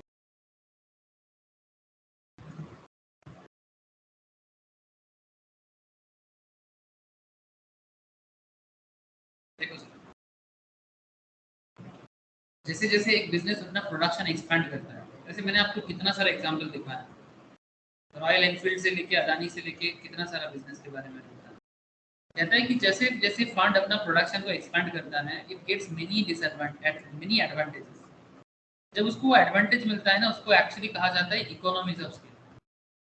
सम सच इकोनॉमीज में be in better division of labour. मतलब आपका बिजनेस अच्छा जा रहा है तो आप लेबर डिवीजन अच्छा कर पाओगे, मतलब किसको कौन से काम पे लगाना चाहिए, ठीक है? क्योंकि आपका बिजनेस अच्छा जा रहा है, मार्केट डिमांड हाई है, आप भी एक्स्ट्रा लेबर यूज कर सकते हो, एक्स्ट्रा कॉस्ट लगा के खर्चा बना सकते हो। टेक्निकल एंड मैनेजरियल इकोनॉमिक्स, ठीक है? मतलब better division of labour, better division of technology, better division of managerial economics. मतलब हर डिपार्टमेंट के लिए आप मैनेजर रख सकते हो ताकि ईच एंड एवरी डिपार्टमेंट अच्छे से काम कर पाए, है ना? So it can produce extra output, क्योंकि आपका मार्केट डिमांड हाई है, तब आप एक्स्ट्रा आउटपुट दे सकते हो विथ स्मॉलर इनपुट्स। थोड़ा सा इनपुट देना है और अच्छा आउटपुट लेना है। देन बिफोर, मतलब पहले से, जब आप इकोनॉमीज ऑफ स्केल एंजॉय करते हो, और इकोनॉमीज ऑफ स्केल तभी होता है जब हाई डिमांड रहता है बिजनेस में और आप लो कॉस्ट में अच्छा डिमांड, मतलब अच्छा आउटपुट क्रिएट कर पाते हो, ठीक है? और ये बिजनेस के लिए ना, ये किसी भी बिजनेस के लिए एक ड्रीम टाइम है, ड्रीम टाइम, ठीक है? हर एक बिजनेस यही चाहता है कि मेरा मार्केट डिमांड हाई रहे और मेरे को प्रोडक्शन करने में मेरा labour, technical and managerial economics अच्छा रहे, क्योंकि मैं हर डिपार्टमेंट में लेबर रख पाऊँ, हर डिपार्टमेंट में टेक्निकल टेक्नोलॉजी को प्रॉपर्ली अप्लाई कर पाऊँ, हर डिपार्टमेंट के लिए अच्छा अच्छा मैनेजर रख पाऊँ, सेल्स के लिए अलग मैनेजर, प्रोडक्शन के लिए अलग मैनेजर, फिर आपका सेल्स, प्रोडक्शन, फिर और क्या हो सकता है, मार्केटिंग के लिए अलग, ठीक है? मतलब ईच एंड एवरी डिपार्टमेंट, ठीक है? परचेस के लिए अलग, ईच एंड एवरी डिपार्टमेंट के लिए आप स्पेशलाइज रख पाओगे, ठीक है? तो स्पेशलाइज रखने में कॉस्ट बढ़ता है बिजनेस का, बट क्योंकि आपका प्रॉफिट हो रहा है ना, तो आप रख सकते हो। लेकिन जब बिजनेस में डिमांड नहीं रहता है ना, तब बिजनेस ना एक, मतलब एक बंदा को सारा काम करता है, भाई आप ही सेल संभालो, आप ही प्रोडक्शन संभालो, आप ही मार्केटिंग संभालो, आप ही परचेस संभालो। तो जब एक इंसान सारा काम करने का कोशिश करता है तो मुश्किल बढ़ जाता है, ठीक है? बिजनेस के लिए एक्सप्लोर होना मुश्किल हो जाता है, एक्सपैंड करना थोड़ा टफ हो जाता है, ठीक है? सो नाउ जब आप इकोनॉमीज ऑफ स्केल एंजॉय करते हो, बिकॉज मार्केट में हाई डिमांड है, आप स्मॉलर इनपुट से इंक्रीजिंग रिटर्न टू स्केल देख सकते हो। इनपुट लो मतलब 75% इनपुट देके 100% रिटर्न गैदर करो।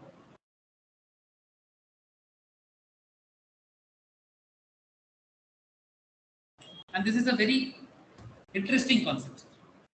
Then comes to a stage when all economies have been fully exploited. अब इसके बाद एक समय आता है जैसे कि एम्बेसडर का हुआ, मतलब उसका सारा इकोनॉमी का जो बेनिफिट है वो धीरे धीरे ना कम हो जाता है। क्यों? जैसे 1970 से 1980 में या 1990 तक एम्बेसडर का सेल हाई था। हेलो, इतना तो आप लोग समझ पा ही रहे हो, एम्बेसडर का सेल हाई लेवल में था। लेकिन 1990 से 2000 तक का एम्बेसडर का सेल क्या हो गया? लो पड़ गया। क्यों? मार्केट डिमांड लो हो गया, सप्लाई भी लो पड़ गया, और धीरे धीरे इकोनॉमिक्स बेनिफिट जो था वो भी चला जाएगा, बिकॉज आपका प्रॉफिट कम हो जाएगा। तो आप हर डिपार्टमेंट के लिए अलग अलग लोग नहीं रख पाओगे, मुश्किल हो जाएगा। तो जब आपका सारा इकोनॉमिक्स एक्सप्लॉइट हो जाता है, आपका धीरे धीरे क्या हो जाता है? Expansion of output result from some proportionate increase in both the inputs giving rise to constant return to scale. अब धीरे धीरे ना आप 100% इनपुट दोगे, आप 100% इनपुट देते हो बट आपको 100% ही रिटर्न आता है। मतलब बिजनेस में ना अब ग्रोथ नहीं आ रहा है, बिजनेस ना कांस्टेंट हो गया, तभी उसको क्या कहा जा रहा है? Constant return. मतलब जितना इनपुट दे रहे उतना ही आउटपुट आ रहा है, ज़्यादा नहीं आ रहा है। इसके बाद अगर बिजनेस अपने आप को फर्दर एक्सपेंड करने का कोशिश करता है तो बिजनेस में डिसइकोनॉमीज नजर आता है। क्यों? अब आप जितना भी प्रोडक्शन बढ़ाने का कोशिश करो, आपका मार्केट में सेल नहीं बढ़ेगा। सिर्फ प्रोडक्शन से नहीं होता है। अभी एक टाइम आता है बिजनेस में जब प्रोडक्शन इंक्रीज करने से भी मार्केट में डिमांड क्रिएट नहीं होता है या सेल इंक्रीज नहीं होता है। सेल इंक्रीज नहीं होता है, डिमांड इंक्रीज नहीं होता है, तब क्या हो जाता है? आपको डिसइकोनॉमीज फेस करना पड़ता है। मतलब आर्थिक रूप से आपको ये अच्छा दिन नहीं है, तब बेसिकली ये बुरा दिन आ गया। अब बुरा दिन में क्या करना है? या तो अपने आप को इनोवेटिव बनाओ, चेंज करो समय के साथ साथ। नोकिया का मोबाइल लास्ट क्लास का डिस्कशन था। एम्बेसडर आज में मैंने बताया आपको, चाहे एम्बेसडर कार हो या नोकिया मोबाइल। नोकिया मोबाइल को भी एक समय था फ्रॉम 2000 से लेके 2008 नोकिया का अच्छा दिन था। फिर 2008 से लेके 2012 नोकिया का कांस्टेंट दिन था। ठीक है, ये कांस्टेंट हो गया। 2012 ऑनवर्ड्स धीरे धीरे नोकिया मार्केट से गायब होने लगा। क्या मैं सही ऑब्जर्वेशन दे रहा हूँ ना सर? आई थिंक मेरा ये ऑब्जर्वेशन सही है, थोड़ा बहुत इधर उधर हो सकता है but I am almost right. 2000 से 2000 के बीच में ना हर किसी के पास नोकिया का फ़ोन होता था, सैमसंग भी होता था, बट नोकिया में ज़्यादा फीचर्स लेवल आता था और सबको नोकिया ज़्यादा पसंद आता था। लेकिन 2008 से 12 नोकिया का मार्केट खाने के लिए और भी कंपनी आ गया। सैमसंग तो था ही, लेकिन 12 ऑनवर्ड्स स्मार्टफोन मार्केट में नोकिया गायब, क्योंकि नोकिया अपने आप को इनोवेट नहीं कर पाया। अभी भी नोकिया का फोन मार्केट में है बट उस लेवल का क्रेज नहीं है। किस वजह? তাই তো রে, এটুকু বুঝতে পারলি তো? है सर। है ना? तो बेसिकली जब बिजनेस में सेल कम हो जाता है तो बिजनेस को कौन सा चीज फेस करना पड़ता है? Dish economy. इकोनॉमी मतलब जब आप आर्थिक रूप से स्टेबल हो। डिस इकोनॉमी मतलब जब आपका आर्थिक सिचुएशंस अनस्टेबल हो जाता है, जब आप स्टेबिलिटी सिचुएशंस में नहीं रहते हो, that is called diseconomies of scale. मतलब ऐसे लेवल में क्या होता है? बिजनेस सोचता है कि मेरा तो बिजनेस अच्छा है, मैं प्रोडक्शन वो इंक्रीज करे जाता है बट बेनिफिट कुछ नहीं मिलता, which may be due to difficulties of management ने शायद कुछ नहीं मतलब न्यू नहीं सोचा, lack of coordination and indivisibility of managerial skill. The firm may thus have to use inputs in a greater proportion to have a given increase in output. ऐसे situations में business और जितना भी इनपुट देने का कोशिश करे, मतलब ज्यादा इनपुट से ज्यादा आउटपुट मिलता है, मतलब इनपुट मतलब इंक्रीज करता है तो भी आउटपुट इंक्रीज नहीं होता है properly. This gives a decreasing return to scale. मतलब बिजनेस में अभी लॉस होना चालू है। अब इसको ग्राफिकली देखें तो आपको आइसो क्वांट समझ में आ जाएगा। क्वांट मीन्स बेसिकली क्वांटिटी, ठीक है? Quant means basically quantity. देखो sir, the law of increasing constant and decreasing return to scale can be understood with the help of isoquant curve in this way. अब isoquant curve different way से draw किया जा सकता है। ये जो एक एक कर्व यहाँ पर देख रहे हैं सर आपको, ये बेसिकली आइसोक्वांट है। These are individual isoquant. These are individual isoquant.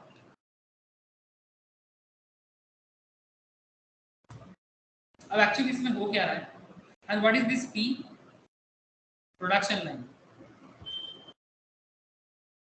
This is a production line. इधर से आप कैपिटल इनपुट के तौर पे दे रहे हो, बिजनेस में पूंजी लगा रहे हो, इधर से आपका लेबर भी दे रहे हो। आप इधर कैपिटल बढ़ा रहे हो। मानो कि इधर आप पहले आप 0 से थे, फिर 5 करोड़, फिर 10 करोड़, फिर 50 करोड़, इस तरह से आपका कैपिटल ग्रो कर रहा है बिजनेस में। लेबर भी आपका इंक्रीज हो रहा है। पहले 10 लेबर होता था, अब 100 लेबर काम करता है, फिर 300 लेबर काम करेगा, फिर इस तरह से 1000 लेबर में आप बढ़ रहे हो। लेबर भी इंक्रीज कर रहे हैं आपका, कैपिटल भी इंक्रीज हो रहा है, लेबर भी इंक्रीज हो रहा है। तो स्टार्टिंग में एक मजा का बात देखो, जब बिजनेस में हाई डिमांड है, जब बिजनेस में हाई डिमांड है क्या हो रहा है देखो, ये situation A, situation B, situation C, situation D, situation E, situation F, G, H. Point to be noted sir, it's a very interesting graphical presentation नहीं है।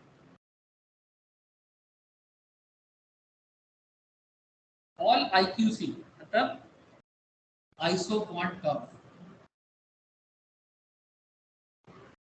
represent equal production curve, मतलब basically these are all equal production line, that is 100 units।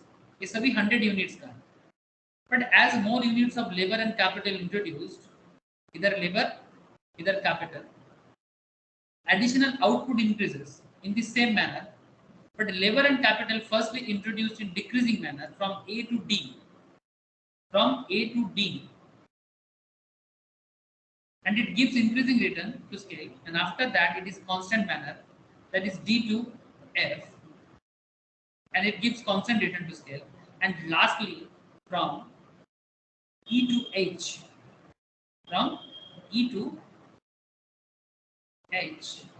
it gives decreasing return to scale।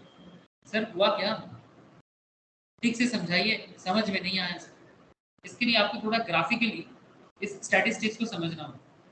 Each and every isoquant 100 units को represent करता है, मतलब each point में आप 100 करके रिटर्न, मतलब बेसिकली प्रोडक्शन करते हो।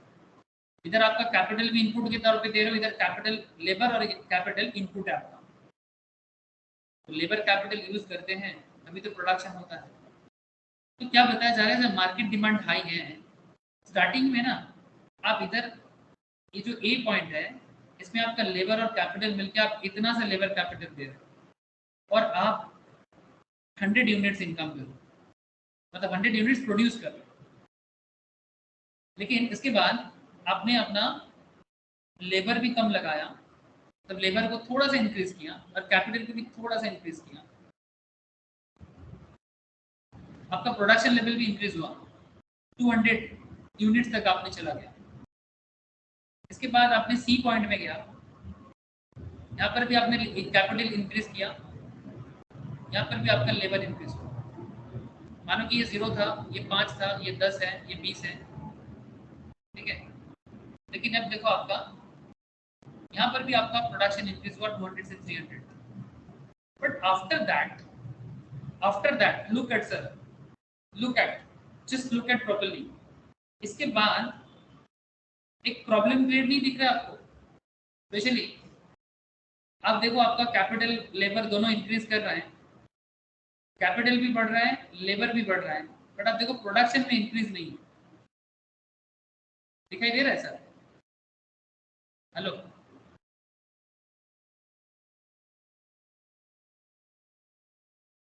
क्या आप लोगों ने देखा?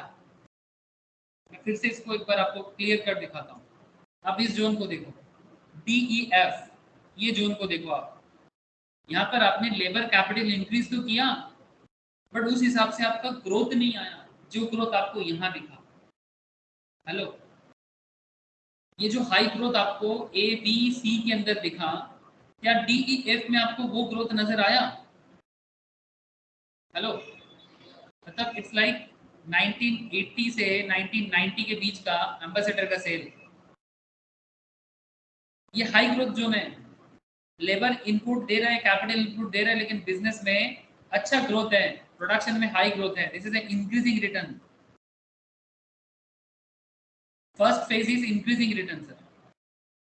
सेकेंड फेज में क्या हुआ, लेबर कैपिटल इंक्रीज हुआ, DEF जोन, लेबर भी इंक्रीज किया गया, कैपिटल भी इंक्रीज किया गया, लेबर भी इंक्रीज किया गया, कैपिटल भी इंक्रीज किया गया, वो भी सिमिलर लेवल में।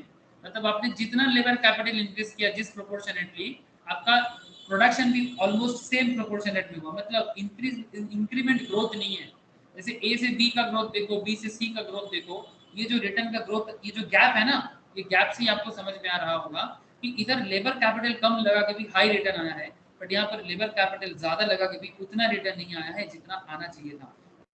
भले ही हर एक यूनिट में 100 यूनिट्स प्रोडक्शन दिखा रहा है सर, 200 से 300, 300 से 400, 400 से 500, बट उसके बदले आपका लेबर कैपिटल में खर्चा तो ज्यादा पड़ गया ना। आप जब यहाँ पर खर्चा दे रहे हो एफ लाइन में, आपका लेबर में कितना यूनिट आपने लेबर डाला देखा आपने, कितना कैपिटल इन्वेस्ट हो गया आपका देखा आपने। तो जिस हिसाब से आप लेबर कैपिटल में खर्चा कर रहे हो उस हिसाब से आपके प्रोडक्शन में इंक्रीज नहीं हो रहा है सर, या फिर प्रोडक्शन इंक्रीज हो रहा है बट मार्केट सेल नहीं हो रहा है। तो सेल नहीं हो रहा है तो ऑटोमेटिकली प्रोडक्शन को क्या करना पड़ेगा, धीरे धीरे।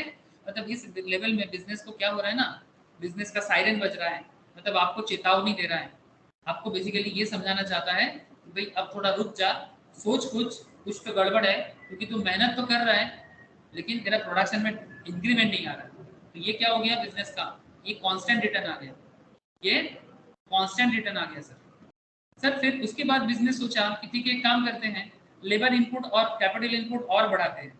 लेकिन इस बार तो लेबर और कैपिटल इतना हाई हुआ बट उस हिसाब से ग्रोथ नहीं है। अब मतलब लेबर इनपुट 100% दे रहा है, फिर भी प्रोडक्शन 75% ही हो रहा है। तो लास्ट सिचुएशन जो है ना सर, मतलब GH सिचुएशन जो है वो बेसिकली ग्रोथ तो दिखाता है आपको, बट उसके बदले आपका कैपिटल इनपुट और लेबर इनपुट देखो सो हाई, मतलब input too much high, output as per the scenario output low, comparatively low, input too much high हो गया। लेबर इनपुट पे खर्चा बिजनेस में ज्यादा हो रहा है और बिजनेस अभी उतना आउटपुट नहीं दे पा रहा है। जैसे एम्बेसडर का लास्ट का सिचुएशन था, तभी तो बिजनेस लॉस में चला गया और तभी तो आज एम्बेसडर बंद हो गया सर। ऐसा हर बिजनेस की कहानी है, जिसका भी बिजनेस बंद हुआ है, ये हर बिजनेस के साथ ऐसा हुआ है सर। ये स्टडीज करेंगे ना, लाइन लगा देंगे आपके सामने, कैसा बिजनेस का एग्जाम्पल खत्म नहीं कर पाएंगे। स्टॉक मार्केट क्लास में मुझे बहुत मौका मिलता है ऐसे बात करने का, बट यहाँ पर करें तो हम लोग रूट से अलग हो जाएंगे, इसलिए ज़्यादा नहीं कर पा रहा हूँ। बट अगर आपको इकोनॉमिक्स का एक्चुअल एप्लीकेशन समझना है तो स्टॉक मार्केट में आप धीरे धीरे आइए, आप लोग इन्वेस्ट करो ना करो बट जानो जरूर से, ठीक है। पैसा लगाओ ना लगाओ कोई बात नहीं, नॉलेज गैदर करो, ठीक है। जब आओगे तो पता चलेगा। तो क्वेश्चन इज दैट कि यहाँ पर आपने देखा कि बिजनेस, तो फिर एक एक आइसो पॉइंट का आपको वही बता रहा है कि भाई आप स्टार्ट, मतलब आपका ये वाला लेवल सबसे बेस्ट लेवल था जो इंक्रीजिंग रिटर्न था, दिस लेवल आपका कांस्टेंट लेवल है और लास्ट वाला सिचुएशन आपका डिक्रीजिंग रिटर्न है, ठीक है। ये हर बिजनेस को ये देखना पड़ता है और ये एक एक लाइन को आइसो पॉइंट लाइन कहते हैं স্যার हाँ बोलो सर। স্যার কিন্তু লাস্টের দিকে তো জি আর এইচ এর কাছে তো প্রোডাকশন বাড়ছে না। हाँ very good question sir. Production बढ़ तो रहा है लेकिन उसके पीछे तुम्हारा खर्चा भी देखो। यहाँ पर तुम लो कॉस्ट में कितना हाई प्रोडक्शन कर रहे हैं, मतलब इट्स लाइक सर सुनो जी, जस्ट सिंपल कॉन्सेप्ट है। तो 100 टका लगा के अगर 500 प्रोडक्शन कर सकता है, 100 रुपीज इन्वेस्ट करके 500 यूनिट प्रोड्यूस कर रहा है कोई भी प्रोडक्ट, ठीक है।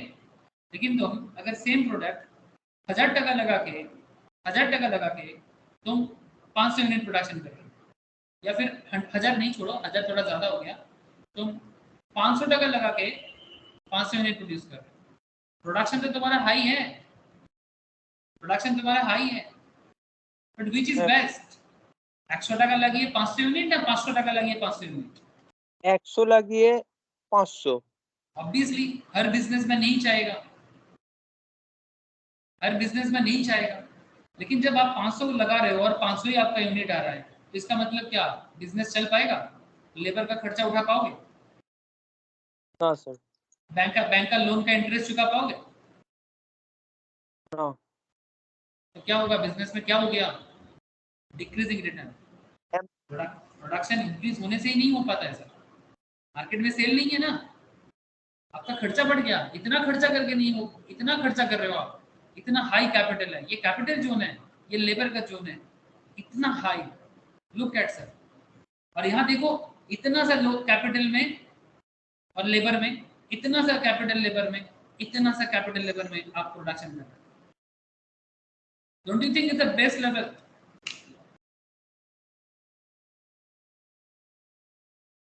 हेलो স্যার আপনার কথাটা ব্রেক হয়ে আসছে। मेरा बात ब्रेक हो जा रहा है अभी भी? हेलो তোর মনে হচ্ছে এবার নেটওয়ার্ক ঠিক ইস্যু আছে হচ্ছে, স্যার। তোর মনে হচ্ছে নেটওয়ার্ক ইস্যু হচ্ছে ওই জন্য। अच्छा बाकी सबको मेरा आवाज समझ में आया रे? सुजीत ने तो मुझे सवाल किया, सैनोन, दीपायन, नयनी, रवि, शालिनी, विशाल, बोलो आइसो कौन समझ में आया कि नहीं? हाँ sir. Yes, sir. স্যার আইসোকন্টের বেঙ্গলি মিনিং কি? आइसो कौन के बंगाली में नहीं, आई डोंट नो उसको बंगाली में क्या कहते हैं, वेरी टफ। इकोनॉमिक्स मुझे एक्चुअली, मैं इकोनॉमिक्स कभी बंगाली में पढ़ा नहीं, ठीक है, इसीलिए ना मुझे इकोनॉमिक्स का बंगाली टर्म का इतना मतलब नॉलेज नहीं। It's very sorry for that, but it's really tough. मतलब एक्चुअली इकोनॉमिक्स बंगाली में पढ़ना बहुत मुश्किल होता था। मैंने इकोनॉमिक्स कभी बंगाली में पढ़ा because real life use Bengali में नहीं है, मतलब ज़्यादातर लोग इंग्लिश लैंग्वेज में ही ये सब चीज़ें बात करता है, और इकोनॉमिक्स का बंगाली इतना टफ लगता था मुझे, इवन अकाउंट्स का भी बंगाली बहुत टफ लगता था, इसलिए मैंने कभी अकाउंट्स, इकोनॉमिक्स ये सब चीज़ बंगाली में नहीं पढ़ा, ठीक है। तो क्योंकि रियल लाइफ यूज नहीं है, दैट्स वाई। बट ये सब बंगाली में याद करने का कोई मतलब नहीं है सुजीत, ठीक है, एग्जाम भी इंग्लिश में देना होगा। बेसिकली क्वांट का मतलब है क्वांटिटी ना, क्वांट का मतलब है क्वांटिटी, मतलब आपको वो रेखा ढूंढना है, ठीक है।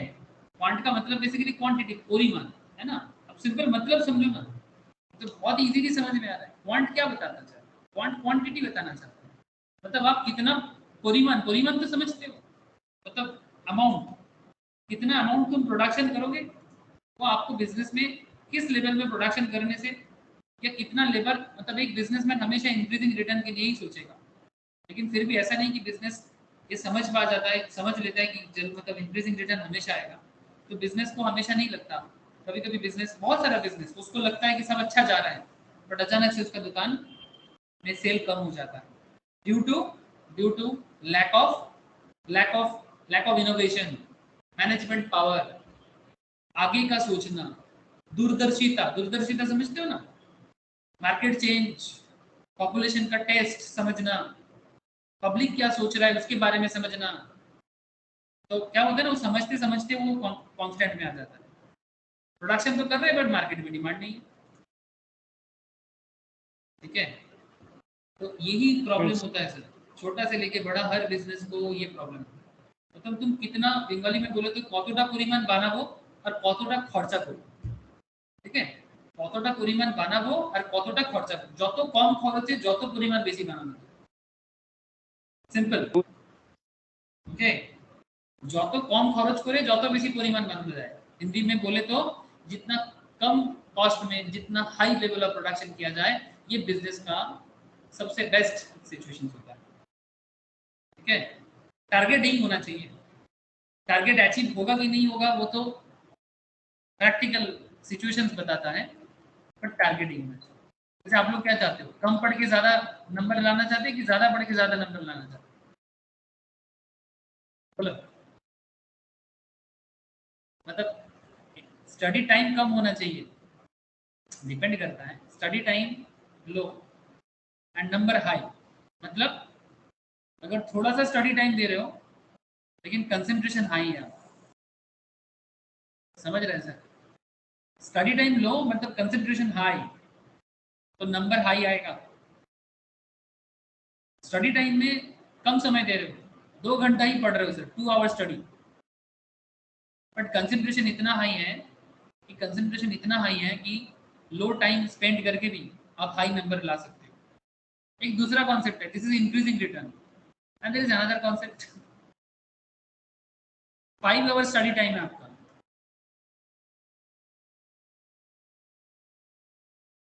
5 घंटा 7 घंटा स्टडी करते हो लगातार, कंसंट्रेशन मीडियम है आपका, मॉडरेट। रिटर्न जो आपको मिलता है एग्जाम में, जो नंबर आता है वो नंबर आपका क्या बताएं, मतलब इट्स लाइक एवरेज से थोड़ा हाई, मतलब थोड़ा ज़्यादा हाई एवरेज, ये सेकंड है। लेकिन अगर इससे आप थोड़े डिटोरिएट हो जाते हो, मतलब कंसंट्रेशन बिल्कुल लो हो जाता है आपका, ठीक है, और एग्जाम में आप हाई नंबर एक्सपेक्ट करते हो, बट उसके लिए हाई नंबर पाने के लिए आपको 5 घंटा में भी नहीं होता, 12 घंटा पढ़ना पड़ता है, 12 आवर स्टडी, फिर भी जाके एग्जाम में एवरेज नंबर आता है। तो क्या फायदा, अगर आप सबसे देखो 2 घंटा पढ़ के, ट्राई टू अंडरस्टैंड, 2 घंटा स्टडी टाइम देके अगर आप 10 घंटा किसी और काम पे यूज कर सकते हो, आप कोई एक्स्ट्रा टाइम अर्निंग कर सकते हो, आप स्पोर्ट्स पे समय दे सकते हो, जिम में जा सकते हो, स्पोर्ट्स एक्टिविटी कर सकते हो, दोस्तों के साथ टाइम बिता सकते हो, घर पे हेल्प कर सकते हो, एफिशिएंट, इंक्रीजिंग रिटर्न, ठीक है। मॉडरेट हो मतलब एवरेज इंसान हो, मेहनत करते हो नंबर लाते हो। लास्ट वाला सिचुएशंस, बहुत ज्यादा मेहनत करते हो और एवरेज नंबर लाते हो, ठीक है। अरे समझ में आया कि नहीं आया, इससे भी आप आइसोक्वांट आइसोकॉस्ट को समझ सकते हो, economies of scale and diseconomies of scale, है ना। लोग बोलते हैं कि मेरे को टाइम স্যার नहीं मिल रहा কোয়ান্ট है, মানে हाँ बोलो। কোয়ান্ট মানে আরেকবার বলুন। আইসো কোয়ান্ট क्वांटिटी को रिप्रेजेंट करता है, अमाउंट ऑफ प्रोडक्शन बेसिकली, ठीक है। बेसिकली अब यहाँ पर आपने क्या देखा, internal and external economics and diseconomics. अब यहाँ पर कुछ थ्योरेटिकल पॉइंट है, जैसे जब एक बिजनेस इकोनॉमी फेस करता है, इकोनॉमी मतलब सस्ता में अच्छा बना रहा है, तो बिजनेस क्यों अच्छा फेस करता है। Internal economies are those economies which are firm specific, those are available to that particular firm in the industry which seeks to increase its level of output by way of increasing its scale of production, जैसे कि अदानी ने किया, जैसे कि रिलायंस ने किया। Technical economy मतलब technology boost कर रहे हैं, क्योंकि फार्म अपना ऑपरेशन बढ़ा रहा है, फार्म का ऑपरेशन बढ़ रहा है तो उसका specialised and efficient form of all factors use हो रहा है, लैंड, लेबर, कैपिटल, जो भी चीज़ यूज कर रहा है, टेक्नोलॉजी, हर चीज़ में लेबर, हर चीज़ में एक गुड क्वालिटी इन्वेंशन हो रहा है, हर डिविजन में लेबर है, specialisations become possible and as a result cost per unit decline.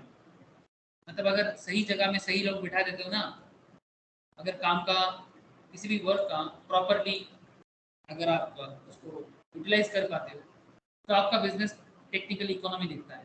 लेकिन बिजनेस को डिस इकोनॉमी का फील हो जाता है। Beyond a certain point of farm experience in net diseconomies of scale when the farm has reached a size large enough to allow utilization of all the possible of division of labor। मतलब अब business हर division में labour तो रख दिया लेकिन manage नहीं कर पा रहा है, खर्चा बढ़ रहा है बट सेल नहीं हो पा रहा है। जैसे बिग बाजार का रिसेंट हालत हुआ, बिग बाजार नहीं मिलेगा देखने में, और क्योंकि बिग बाजार में खर्चा ज्यादा हो गया, रिटर्न नहीं आना, इसलिए बिग बाजार बंद होना पड़ा, लोन हो गया था मार्केट में। ये टेक्निकल प्रॉब्लम है। Management economy, when output increases, division of labor can be applied to management, individual activities come under supervision of specialists, management efficiency and productivity greatly improved। अगर इसको प्रॉपर्ली मैनेज नहीं कर पाओगे management को, management अगर गड़बड़ हो गया, मैनेजमेंट अगर करप्टेड हो गया, डिस इकोनॉमीज। गवर्नमेंट ऑर्गेनाइजेशंस का हालत इसलिए दिन दिन खराब हो जाता है। गवर्नमेंट कंपनी क्यों बंद हो जा रहा है दिन दिन, क्यों? बिकॉज मैनेजमेंट फेलियर है, मैनेजमेंट में एफिशिएंसी नहीं है, मैनेजमेंट में प्रोडक्टिविटी नहीं है, मैनेजमेंट अच्छा काम करना नहीं चाहता, उनको सिर्फ बैठे बैठे सैलरी चाहिए, इसीलिए गवर्नमेंट ऑर्गेनाइजेशंस दिन बे दिन खत्म हो जाएगा। और हो रहा है। सरकारी कंपनी लॉस मेकिंग कंपनी बन गया, गवर्नमेंट कंपनी मतलब loss making company, because government employees के अंदर जील नहीं है, गवर्नमेंट एम्प्लॉइज के अंदर काम करने का इच्छा नहीं है। सरकारी स्कूल देख लो, सरकारी कॉलेज देख लो, सरकारी हॉस्पिटल्स देख लो, they don't want to give services properly, they don't want to teach properly, they have a knowledge, they have a skill, but they don't want, because they just want their salary and they don't want to build their organizations, they don't want to work for their organizations, they don't even feel for that. So that's why, again, private organizations, they have a need, they have a demand, they maybe have a lack of skill, but they can improve their skill. They actually want to improve their skill because they want the organizations must improve their salary, their production level, prosperous economy. They always want. That's why Adani Ambani itna rich kyun hua hai? They always have a need. They always want prosperity. They have individual needs. They have social needs. They have family needs. That's why they have lots of demand. And for fulfilling their demand, वो लोग अपना demand को fulfil करने के लिए काम कराया लोगों से, खुद भी काम किया, अच्छा सर्विस दे रहा है, अच्छा प्रॉब्लम सॉल्व कर रहा है, बिजनेस बन रहा है। लेकिन गवर्नमेंट ऑर्गेनाइजेशंस को देखो, सैलरी लेके घर आ जाओ, कौन देखेगा भाई? मेरे को सैलरी मिल गया, मैं फुर्ती कर लेता हूँ। मैं इन जनरल बात कर रहा हूँ, with all respect to those government employees जो ईमानदारी से काम करता है। मैं आपको एक जनरल बात कर रहा हूँ sir, don't take me otherwise. Commercial economic for large scale production, the firm places bulk order. अगर बिजनेस अच्छा जाता है ना, कंपनी बल्क ऑर्डर प्लेस करता है, बड़ा बड़ा अमाउंट में काम होता है, प्रोडक्शन हाई होता है, ठीक है। लेकिन अगर बिजनेस में इकोनॉमीज नहीं आता तो बल्क ऑर्डर नहीं कर सकता, ऑप्टिमम स्केल नहीं होता है, ठीक है। एडवर्टाइजमेंट एक्सपेंडिचर ज़्यादा हो जाता है, मार्केटिंग ओवरहेड ज़्यादा हो जाता है, इससे क्या होता है? बिजनेस में लॉस बढ़ जाता है। रिसेंटली ऐसा एक हुआ है सर, बाइजू बोल के एक एजुकेशनल कंपनी का नाम सुना आप लोगों ने? इसका नाम सुना हो ना? रिसेंटली इसका बहुत प्रॉब्लम हुआ है सर, बहुत ज्यादा, जरूरत से ज्यादा एडवर्टाइजमेंट कर दिया, जरूरत से ज्यादा इन्वेस्टमेंट कर दिया, ये प्रॉफिट ढूंढ रहा है, अभी भी प्रॉफिट नहीं मिल रहा है, इतना लॉस हो गया। ये देखो 4,564 करोड़, 4,564 करोड़ का लॉस हुआ 2021-22 में। मतलब ये जरूरत से ज्यादा अपने आप को डेवलप करने का कोशिश कर दिया, शायद उसको नहीं करना चाहिए था, नहीं तो 4,000-4,500 करोड़ का लॉस नहीं होता। और भी बहुत सारा रीजन है, बट ये वन ऑफ द रीजन है। I hope you understand. अभी ये अपने आप को सुधारने का कोशिश करेगा, डिस इकोनॉमीज में चल रहा है तो इकोनॉमी में आने का कोशिश करेगा, ठीक है। Risk bearing economy, large firms with diverse and multi-production capability is a better position to withstand business risk. However, risk may rise if diversification result in more economic disturbances. ज़्यादा diversification में भी प्रॉब्लम होता है अगर उसको manage नहीं कर पाए। ये सब इंटरनल लेवल का मैटर है। एक्सटर्नल इकोनॉमिक्स क्या होता है? मतलब एक्सटर्नली बिजनेस को क्या क्या एडवांटेज मिल सकता है? इंडस्ट्री स्पेसिफिक हो सकता है, मतलब इंडस्ट्री स्पेसिफिक मतलब अगर आप सीमेंट का बिजनेस करते हो तो सीमेंट का अलग, अगर आप एजुकेशन का बिजनेस करते हो एजुकेशन का अलग, अगर आप एक्सपोर्ट इंपोर्ट का बिजनेस करते हो तो उसका अलग, ठीक है। Cheaper raw materials, capital equipment, सस्ता में अगर आपको रॉ मटेरियल मिले, कैपिटल इक्विपमेंट मिले तो आपको बिजनेस में सुविधा होगा। टेक्नोलॉजी, एक्सटर्नल इकोनॉमी से अगर आप टेक्नोलॉजी को प्रॉपर्ली यूज कर पाते हो तो बिजनेस में आपको बेनिफिट मिलेगा। डेवलपमेंट ऑफ स्किल्ड लेबर अगर आपको सस्ता दाम पर मिल जाए तो this will help business. Growth of ancillary industries, आप जो बिजनेस करते हो उसके साथ जुड़ा हुआ जो और भी बिजनेसेस हैं उसका भी ग्रोथ हो रहा है तो आपको उसका बेनिफिट। एंसिलरी मतलब एक बिजनेस के साथ जुड़ा हुआ, जैसे मानो कि एक मोटर कार कंपनी बनेगा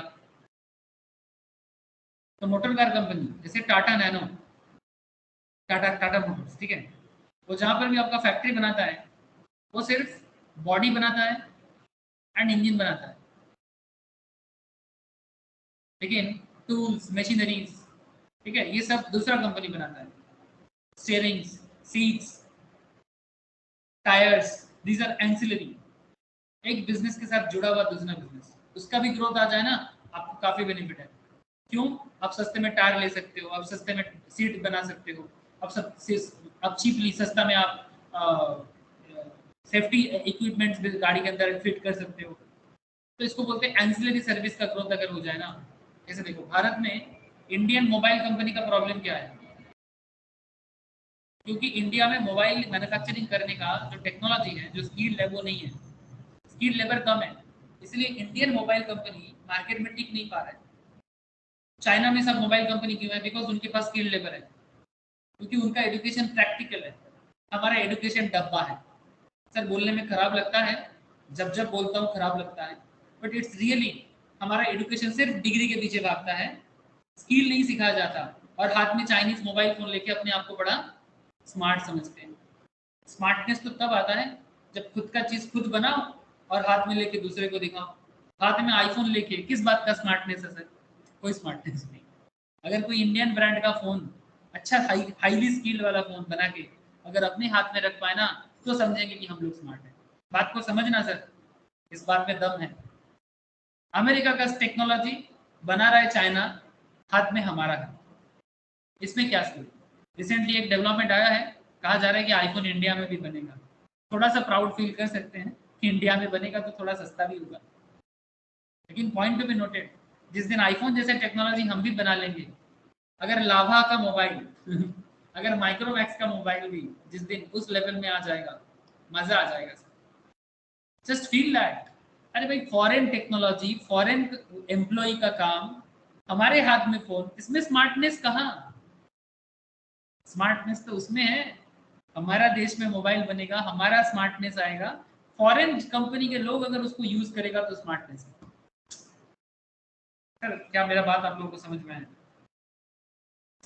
कोशिश करो सर, समझने का कोशिश करो। ये थोड़ा सा ना, मैं थोड़ा सा उल्टा बोल देता हूँ कभी कभी, लेकिन ये उल्टा नहीं है, ये सीधा बात है। सीधा बात सीधा सीधा कर रहा हूँ। Better transportation and marketing facilities, transportation facilities, marketing facilities, ये सब अच्छा होना चाहिए बिजनेस की ग्रोथ के लिए। तो बिजनेस को ऑलवेज बेनिफिट मिलता है जो गवर्नमेंट या फिर सरकार करेगा या सरकारी लेवल में परफॉर्मेंस होगा। एक्सटर्नल डिसइकोनॉमीज, अगर ये जितना सारा बेनिफिट आपको मिल रहा है, अगर बेनिफिट आपको नहीं मिलता है, अगर आपके बिजनेस को ग्रोथ करने में पॉलिटिकल डिस्टर्बेंसेस है, पोल्यूशन कंट्रोल के लिए हाईली मार्केटिंग कॉस्ट है, या फिर व्हाटएवर ट्रांसपोर्ट कॉस्ट ज़्यादा है क्योंकि ट्रांसपोर्टिंग फैसिलिटीज नहीं है, तो बिजनेस के लिए डेवलपमेंट होना मुश्किल होता है, और ये बिजनेस में प्रोडक्शन में भी प्रॉब्लम करता है, और उसमें बिजनेस को एक्सटर्नल डिसइकोनॉमीज फील होता है। Business will experience external diseconomies. Next class हम लोग थ्योरी ऑफ कॉस्ट पढ़ेंगे, लेकिन उससे पहले आप लोगों को मैं आइसोक्वांट तो बता दिया, ये बेसिकली आइसोक्वांट ड्राइंग था, ये जो था ये बेसिकली आइसोक्वांट ड्राइंग था। अब यहाँ से सिर्फ आइसोक्वांट ड्राइंग भी एक बार गो थ्रू करना, आइसोक्वांट ड्राइंग भी एक बार आप लोग गो थ्रू करना। इसमें कुछ कॉम्बिनेशन दिया गया है ABCDE करके, कुछ फैक्टर है, नहीं समझ में आएगा तो मैं नेक्स्ट क्लास में बता दूंगा सर कि कैसे आइसोक्वांट, ओनली आइसोक्वांट ड्रॉ आप समझ सकते हो, ठीक है? ऐसे ऑलरेडी मैंने आपको आइसोक्वांट का एप्लीकेशन दिखाया, ठीक है? नेक्स्ट क्लास में आइसोक्वांट एंड आइसोकॉस्ट को इंडिविजुअली ड्रॉ करना सिखाऊंगा, ठीक है? और उसको सिखा के मैं आपको एक प्रोडक्शन कॉस्ट, प्रोडक्शन के साथ उसको एक कंपेयर कर दूंगा कि किस लेवल में, जैसे ये एक आइसोक्वांट लाइन है, मतलब ये प्रोडक्शन क्वांटिटी लाइन है, और ये सब ना, ये जो AE लाइन है, ये जो N1 लाइन है, ये जो M1 लाइन है, और ये जो L1 लाइन है, ये बेसिकली डिफरेंट आइसो कॉस्ट है। मतलब बिजनेस को किस लेवल में प्रोडक्शन करने से बिजनेस के लिए सबसे बेहतरीन होगा, ये आइडेंटिफाई करना पड़ेगा, और ये आइडेंटिफिकेशन ही आपको सीखना है कि किस लेवल में iso cost line, iso cost को, आइसो कॉस्ट को जिस लेवल में कट करता है या टच करके निकलता है, that is the best level का प्रोडक्शन, ठीक है? That is the best level का प्रोडक्शन। अब ये कैसे बना है, किस तरह से बना है, इसका एक नेक्स्ट क्लास में मैं आपको इसका ग्राफिकल प्रेजेंटेशन दूंगा, और फिर मैं आपको ये कॉन्सेप्ट कंप्लीट करूंगा। लेकिन आई होप कि आपको आज का डिस्कशन समझ में आया, economies of scale, diseconomies of scale, isoquant का एप्लीकेशंस, ठीक है? तब प्रोडक्शन कंप्लीट हो जाएगा, और जैसे ही प्रोडक्शन कंप्लीट हो जाता है, आप लोगों में प्रोडक्शन रिलेटेड कुछ क्वेश्चंस आपको यहाँ मिल जाएगा, ये वाला नोट्स जिन लोगों के पास है उनको मिल जाएगा। प्रोडक्शन कॉस्ट के बाद मिलेगा, production cost actually connected topic है, तो प्रोडक्शन कॉस्ट के बाद आपको यहाँ पर क्वेश्चंस मिलेगा। आप इसके बाद जाके ना क्वेश्चन प्रैक्टिस कर सकते हो, ठीक है। इसका आंसर्स भी नीचे आपको मिल जाएगा, और ये वाला नोट्स भी मैं आप लोगों को शेयर करूंगा, जहाँ से आपको कुछ एक्स्ट्रा टॉपिक और एक्स्ट्रा क्वेश्चन और प्रैक्टिस करने को मिलेगा, ठीक है। कॉन्सेप्ट सेम एवरीवेयर, बस पढ़ना पड़ेगा। बोलो सर। काफी लंबा डिस्कशन हो गया, लेकिन इतना बताओ समझ में आया कि सैनॉन, दीपायन, मानी, रवि, शुभजीत को दिक्कत होगा। शुभजीत में प्रोडक्शन का क्लास मुझे शेयर कर दूंगा। शालिनी, विशाल क्लियर है? अरे बुझा कैसे? Yes sir. ठीक है सर, ठीक है सर, आज इतना ही है, ठीक है। अच्छा, कल मैं जिन लोगों को टैक्स इसके लॉ के टेस्ट के लिए बुलाया, वो लोग कल आएगा टेस्ट के लिए, मैं बता दूंगा। और फ्राइडे को भी मैं कुछ लोगों को बुलाऊंगा, वो लोग फ्राइडे भी आना और टेस्ट देके जाना, ठीक है। मैं व्हाट्सएप कर देता हूँ कि फ्राइडे कौन कौन आएगा और थर्सडे कौन कौन, ठीक है सर। लॉ का टेस्ट रहेगा, कॉन्ट्रैक्ट एक्ट का रेडी कर, ठीक है। सना, मुझे पता है तुम नहीं आ पाओगे, तुम ऑनलाइन हो, ठीक है। ठीक है सर, गुड नाइट सर, आज इतना ही है, Tata. Good night sir. Thank good you night sir. Sir, thank you sir.